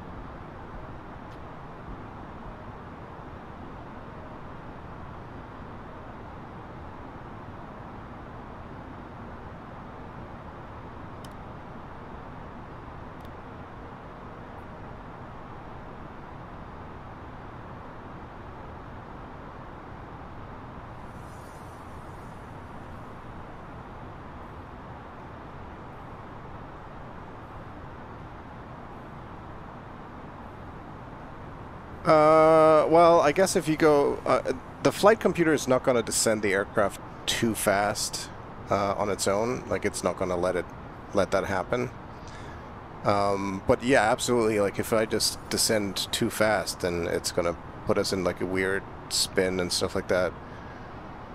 Cabin pressure, yeah. I mean, usually the cabin pressure is supposed to stay... Like, this actually shows... I guess 23 might be the temperature, but there is, like, a pressure... screen here. It tries to set the... This is one of the things I don't know enough about yet, but basically the way that it works is you kind of... They tell the airplane to keep the pressure at a certain altitude, and it tries to adjust for that.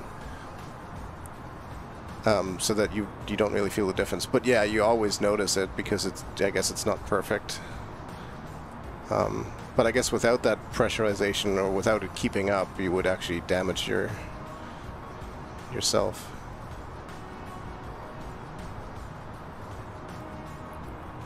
But we're descending at about 2,000 feet a minute. Keeps going back and forth, but that's okay. There's several different ways that you can descend.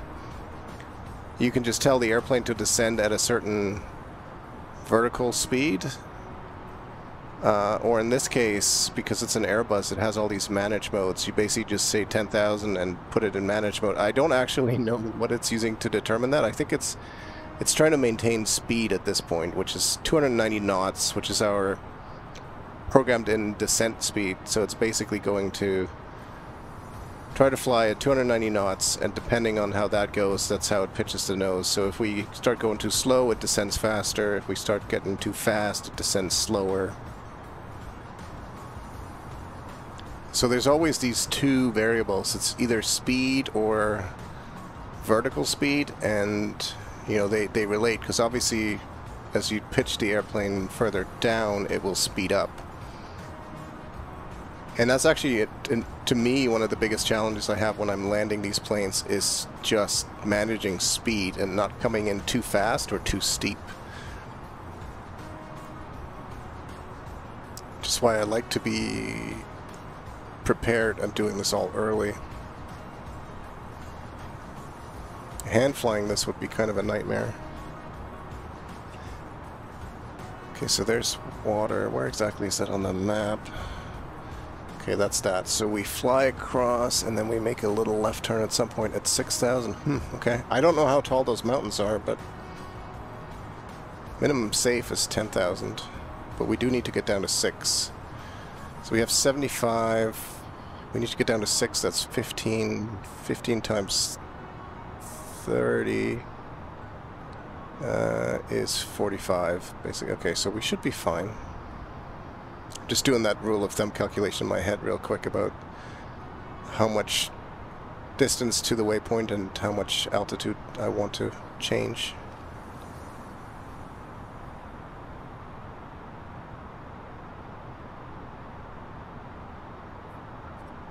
Let me put the seatbelt signs on. Because it's going to get a bit bumpy going over these hills, over these mountains for sure. Seatbelts on, barrel reference set, minimums are set. That's really for approach, so we're kind of way ahead of that. Cabin crew, auto brake was required, landing gear, signs, cabin ready, spoilers, and flaps. Okay, that's all yet to come.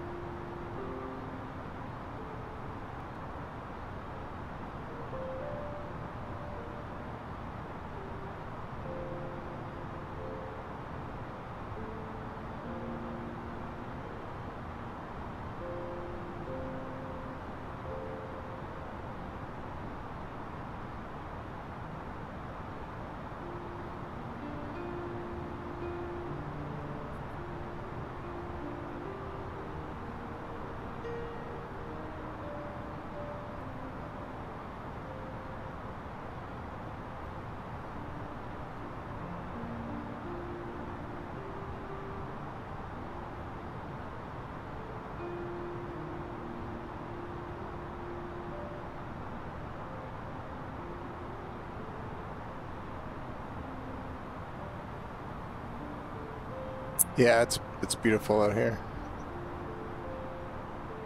It's always one of the nice things about flying in clear weather is that you just get all these beautiful views.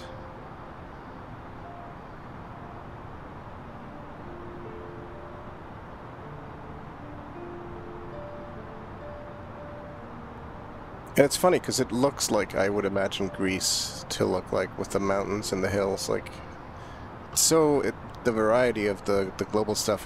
I was watching a British streamer fly from Vancouver to Yellowknife the other day, and he was in love with the scenery in Vancouver, and I'm looking out and I'm like, yeah, that's how it is. I mean, I see that every day. But makes you realize that we have some pretty beautiful scenery around here, but then also you get to look around and explore these other parts of the world that, you know, probably never get to in real life. So those, man, those...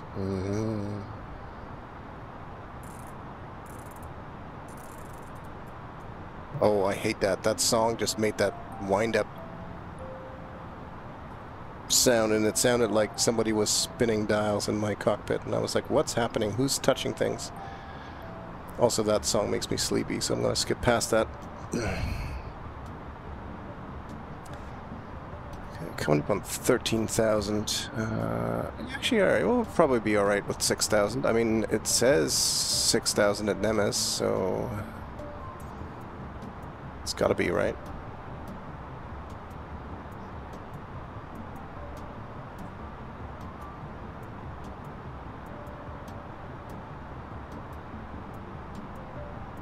We'll go to flight level 060.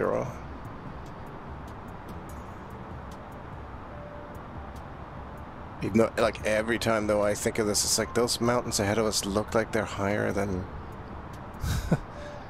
What do we have? 40 miles. I'm such a chicken. I don't want to fly into the side of a mountain here. So in order to descend by 4,000 more, I need roughly 12 nautical miles. So that should be plenty. Let's sit at 10 for a little bit.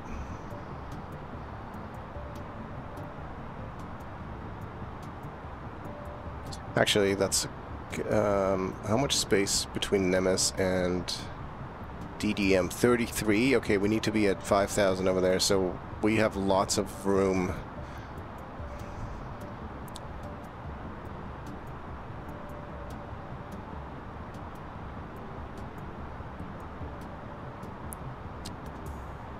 Let me see that approach, that arrival chart again.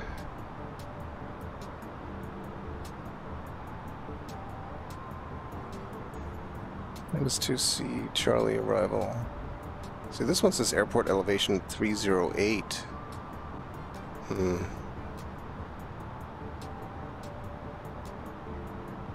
6,000.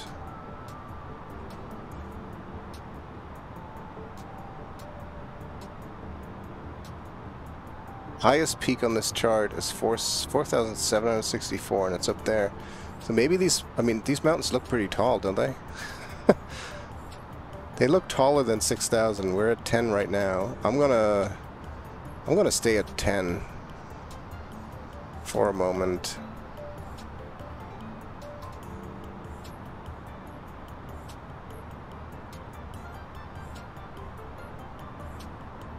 This is the other thing I love about the auto throttle, because it has slowed us down to 250 knots, which is like a global general speed limit under 10,000 feet. It's 250 knots or slower. Yeah, I don't think 6 would be safe here. I think we actually have to get to Nemes and then descend down to 6,000, because these mountains are definitely be. That's a nice view.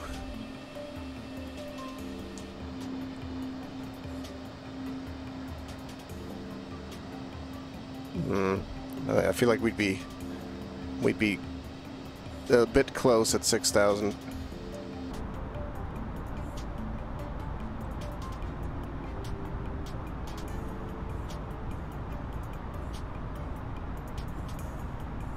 So basically, now that we're getting close to our arrival, I switched apps. Instead of using an app called ForeFlight, I've switched to one called Navigraph, which basically provides a lot of these charts. So I can still see where I am on the map, but it gives me a little bit more detail about the actual arrivals and altitudes and stuff like that. Yeah, exactly. I mean, look, it's not... altitudes are deceiving, and maybe 6,000 would be fine, but there's also no need. I have a feeling this is going to be a gorgeous... Yeah, that's less than 4,000 feet below us, and that peak there. My understanding is that the landing in Athens is quite beautiful. It's one of the reasons why I decided to stop over there. And also, I didn't want to do a 5-hour flight in a single sitting.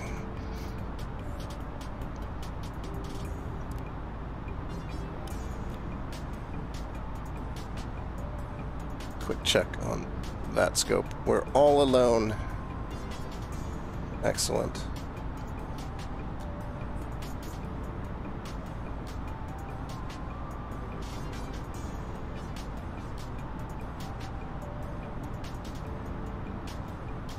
So now it's starting to, okay, so now it's starting to look a little bit less tall. I mean, there's still ones ahead of us there, but those are deceptively tall, I think. And I know this thing is gonna, we're gonna squeeze through the gap there basically at like 11 o'clock.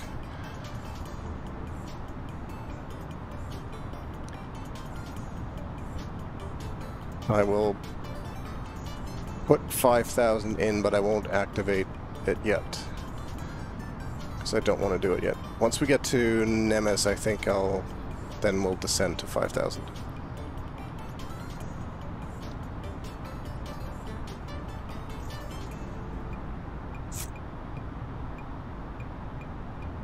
And let me have a quick look at the approach chart. This is not very, it's not very good as far as altitudes. This is a weird Some weird European chart. 3,200 at D14. Glide slope at DME 9. So 9 miles out, we have to be at 3,200 to pick up the glide slope.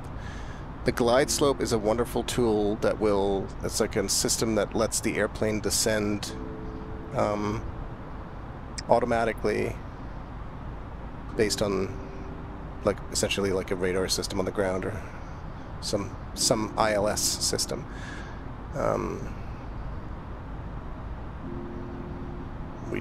I just have to push the right buttons at the right time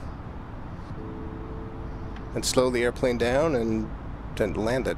The actual landing is trivial if you're lined up properly. You just kind of float to the ground. It's all the other stuff leading up to it that is a bit more complicated. So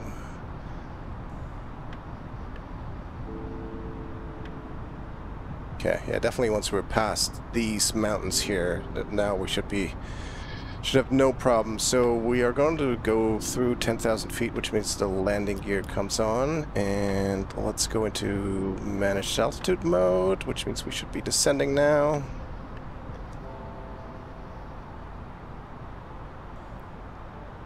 And can I turn the landing system on yet?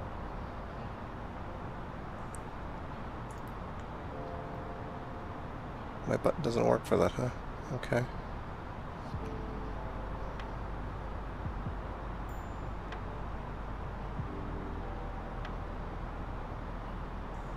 Gotta make a note of that and see why that stopped working.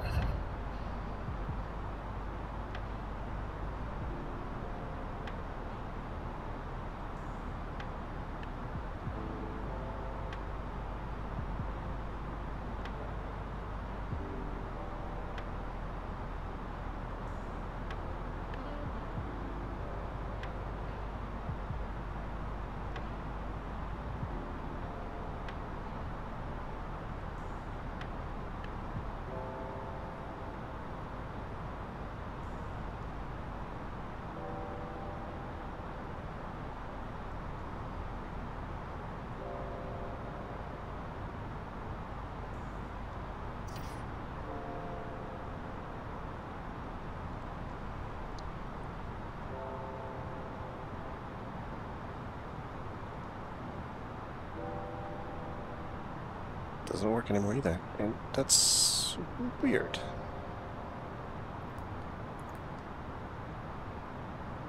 Oh, low mode actually doesn't do anything.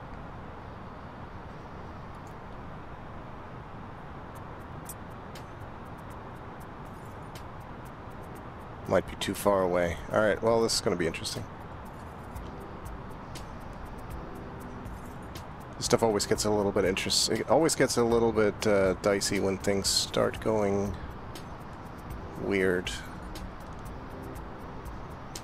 Do they have any speed restrictions at these various points? No.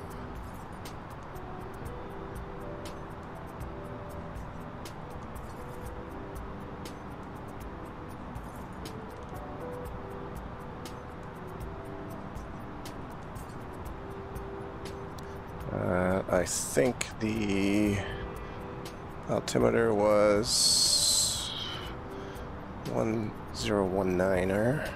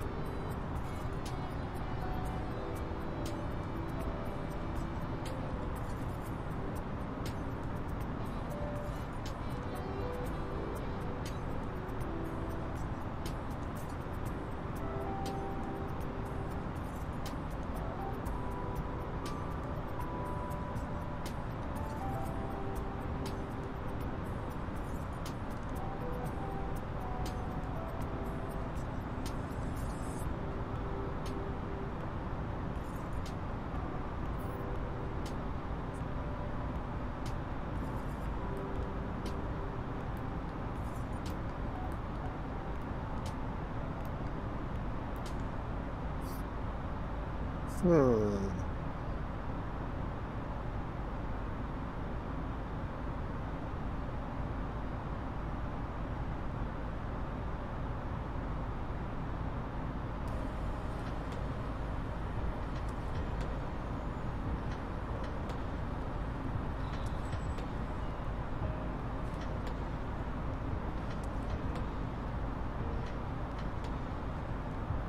Let's see if I can slow us down a bit, slowly.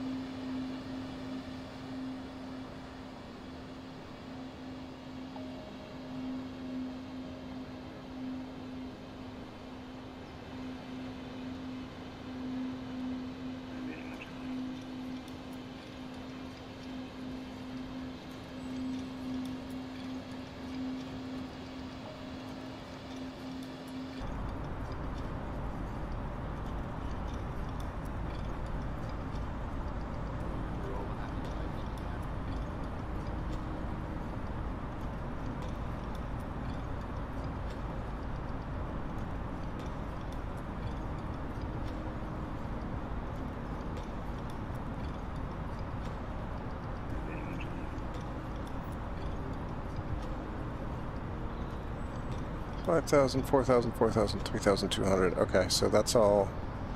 Everything there actually shows up real nice. We're still a little ways out, but we're about to start our approach.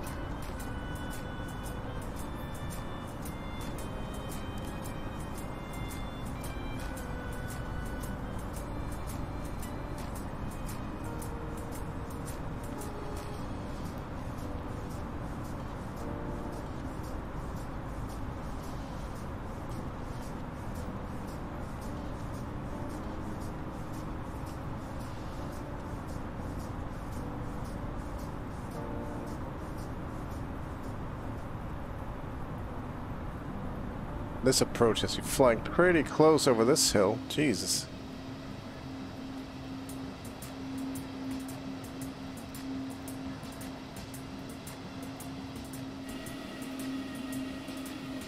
Close enough to count the frickin' windmills down there.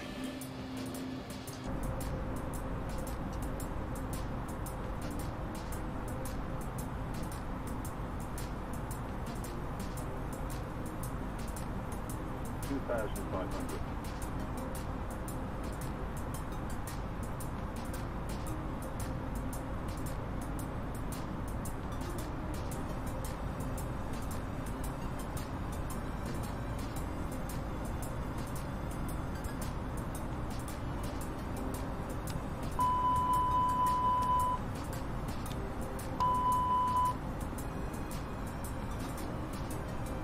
Hey, Skankor. It's a bird plane. Yeah, you're just about to catch us try to land this thing in Athens.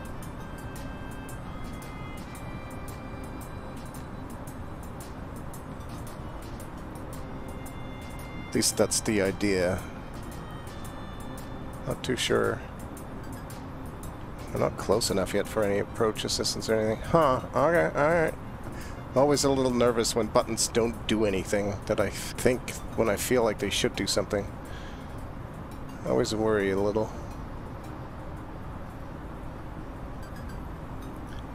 Well, but the good thing is we get to descend from 5,000 to 4,000 on this the next little leg, which shouldn't be a problem, and especially if we're going to go and slow down a bit more here. Let's get ourselves slowed down.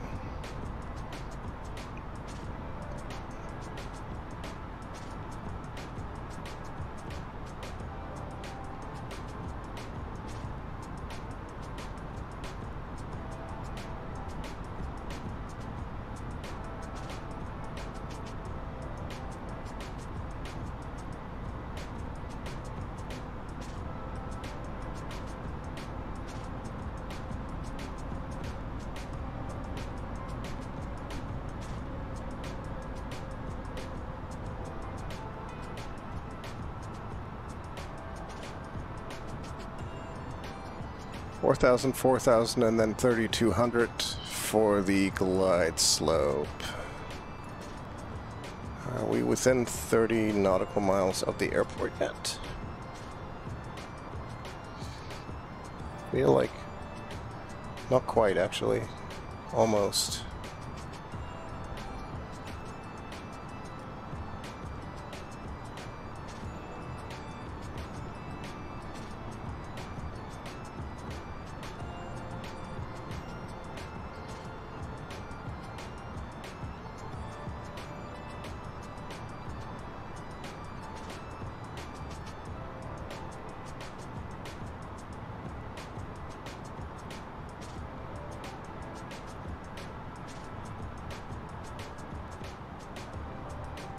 Oh, did you? You got to fly over the Grand Canyon?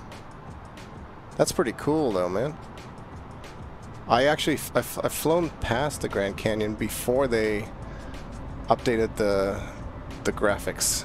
I gotta go back at some point. Okay, so now we're going down to flaps 1. And let's slow down some more. Actually, can I go into manage speed mode now? Yeah. So I think we're within 30. Nope. Nothing doing. Interesting. I'm not a big fan of that.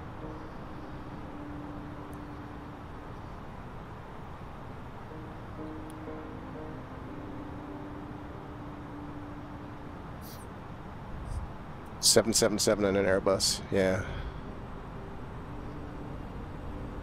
Oh, you went all the way to Honolulu? I haven't done that flight yet either, but it's on my my bucket list, if you will. My virtual bucket list.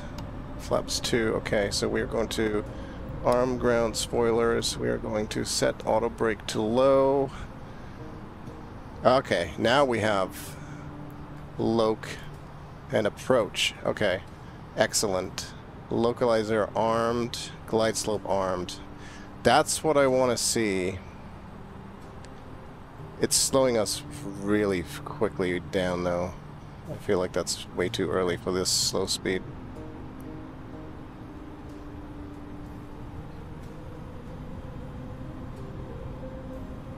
Because we're still a ways out. We'll see. Did I screw something up?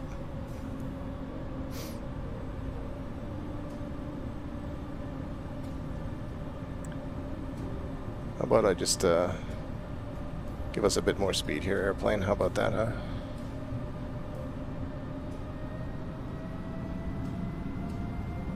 Crazy. A 12-hour long layover in Dallas? Jeez. That's not fun. Especially now, during a pandemic. Like, there's not probably like a whole lot to do, but... Confusing AM and PM. Yeah, that'll do it. Oh, that's good. So this was just recently? Like you were just recently now in Hawaii? How was it?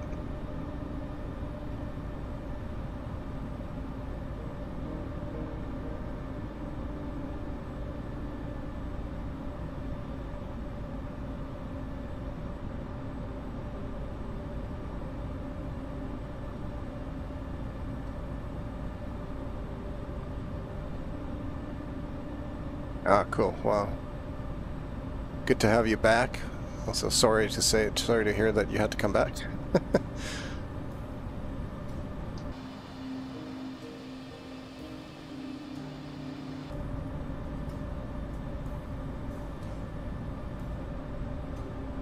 Yeah, I've never been to Hawaii. Seems fun, and it's not quite as long of a trip from the West Coast here.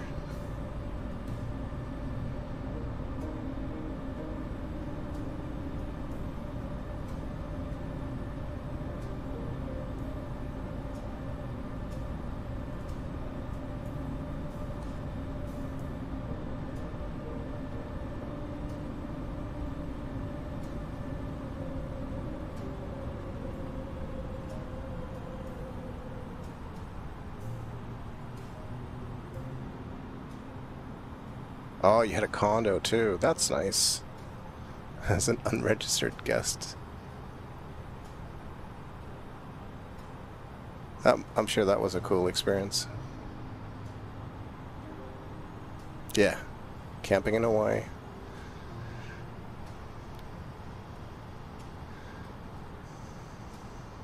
Okay, I see the glide slope indicator. That's good.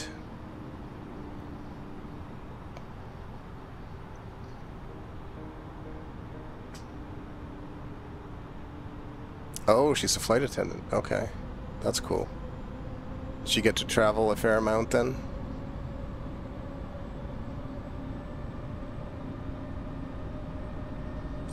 We have one more quick look at that scope. Just to see if there are any other planes around. There are not.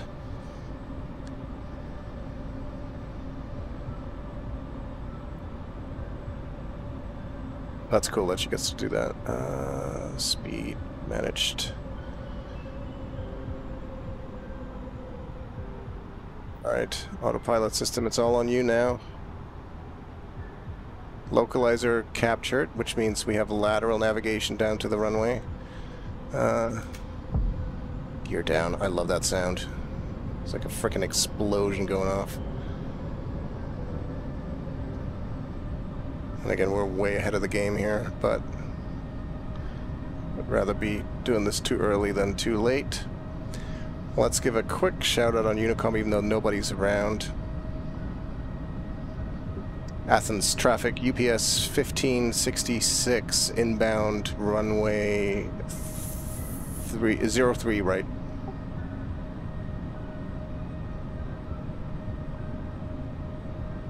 Oh yeah, Denver is huge as far as airspace stuff. I see it on VATSIM in different places a lot. Denver is one of the ones that's usually very much staffed, if you will, even virtually. But a lot of that, of course, is because it is like that in the real world.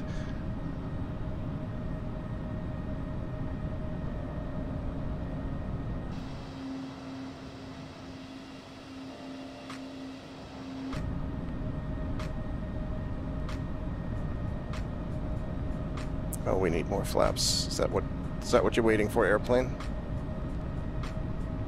Yeah. There goes the nose down a bit more.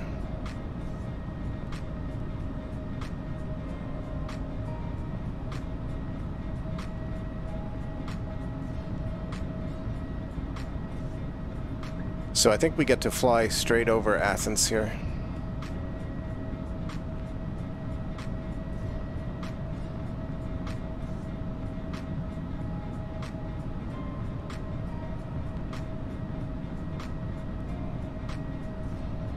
Good thing is I can see the airport already, which is always kind of nice. It's not always the case that it's this clear this far out. Alright, maybe I want to do this because I don't trust the thing. So, localizer established. Just want to see that glide slope get captured. I want to see this turquoise GS, the blue GS, turn into green GS. That's what I want to see. There it is. And the airplane pitches down. This is like not me doing it, it's all the computer now.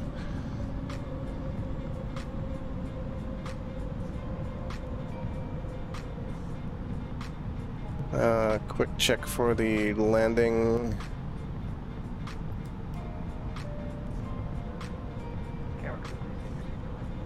Spoilers armed. Side landing gear down. 3 green. Yep, 3 green. Spoilers armed. Cabin is ready. Flaps are... Flaps full.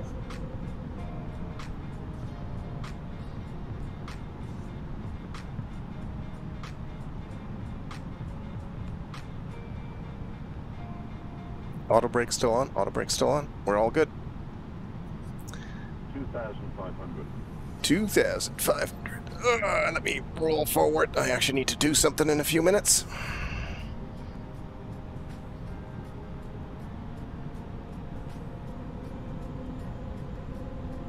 This is a beautiful airplane when all the systems work. It's just... It just lands itself, man. Just lands itself.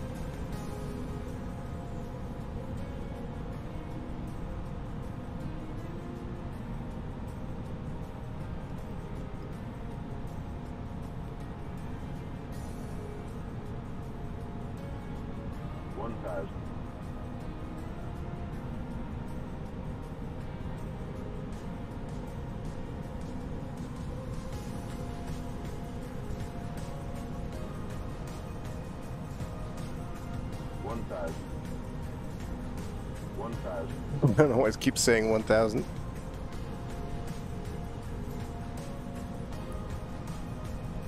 I see 2 white, 2 red. Here we go, Michelle, yep. The only thing left to do now is basically disengage the autopilot here in a moment. And let the plane come to a landing.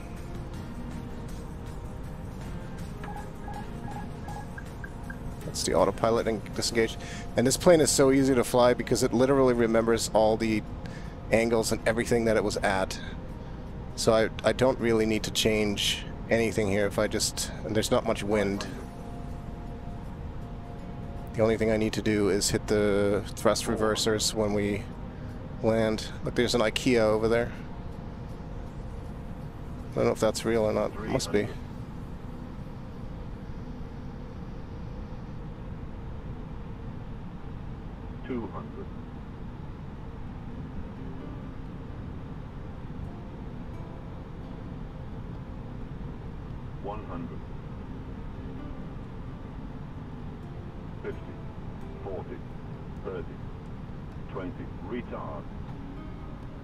Oh, don't crash. Okay. And I didn't mean the aircraft, I meant the game, because it froze there for a second. It's a little bit of a rough landing, a little bit firm. But all in all, not too bad.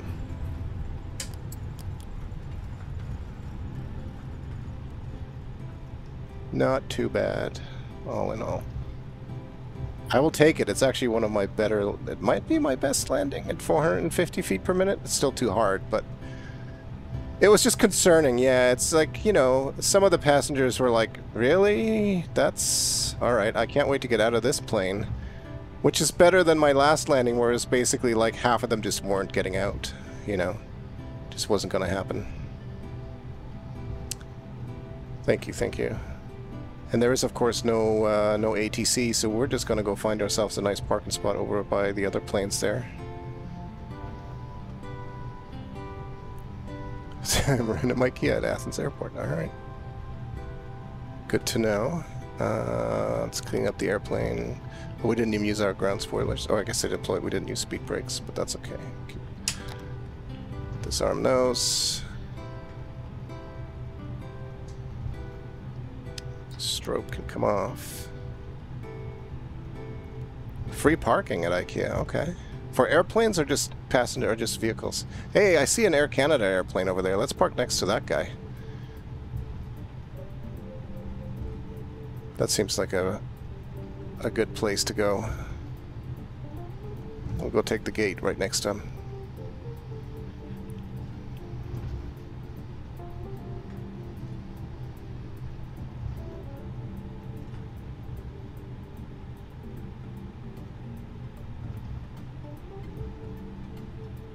This is like the old Air Canada livery.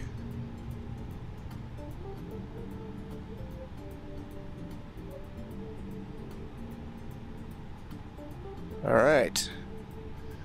Parking brake on. Let's get this all turned off.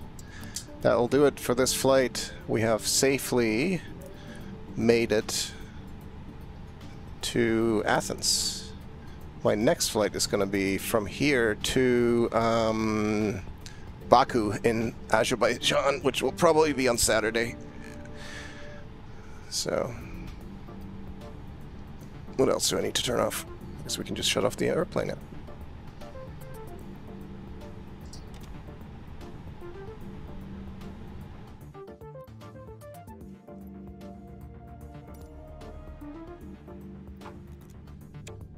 Okay, everything is off. We're going to call it good here. Call it good here. Thanks for watching. I will talk to you all soon. Have a good rest of the evening, and I'll see you around.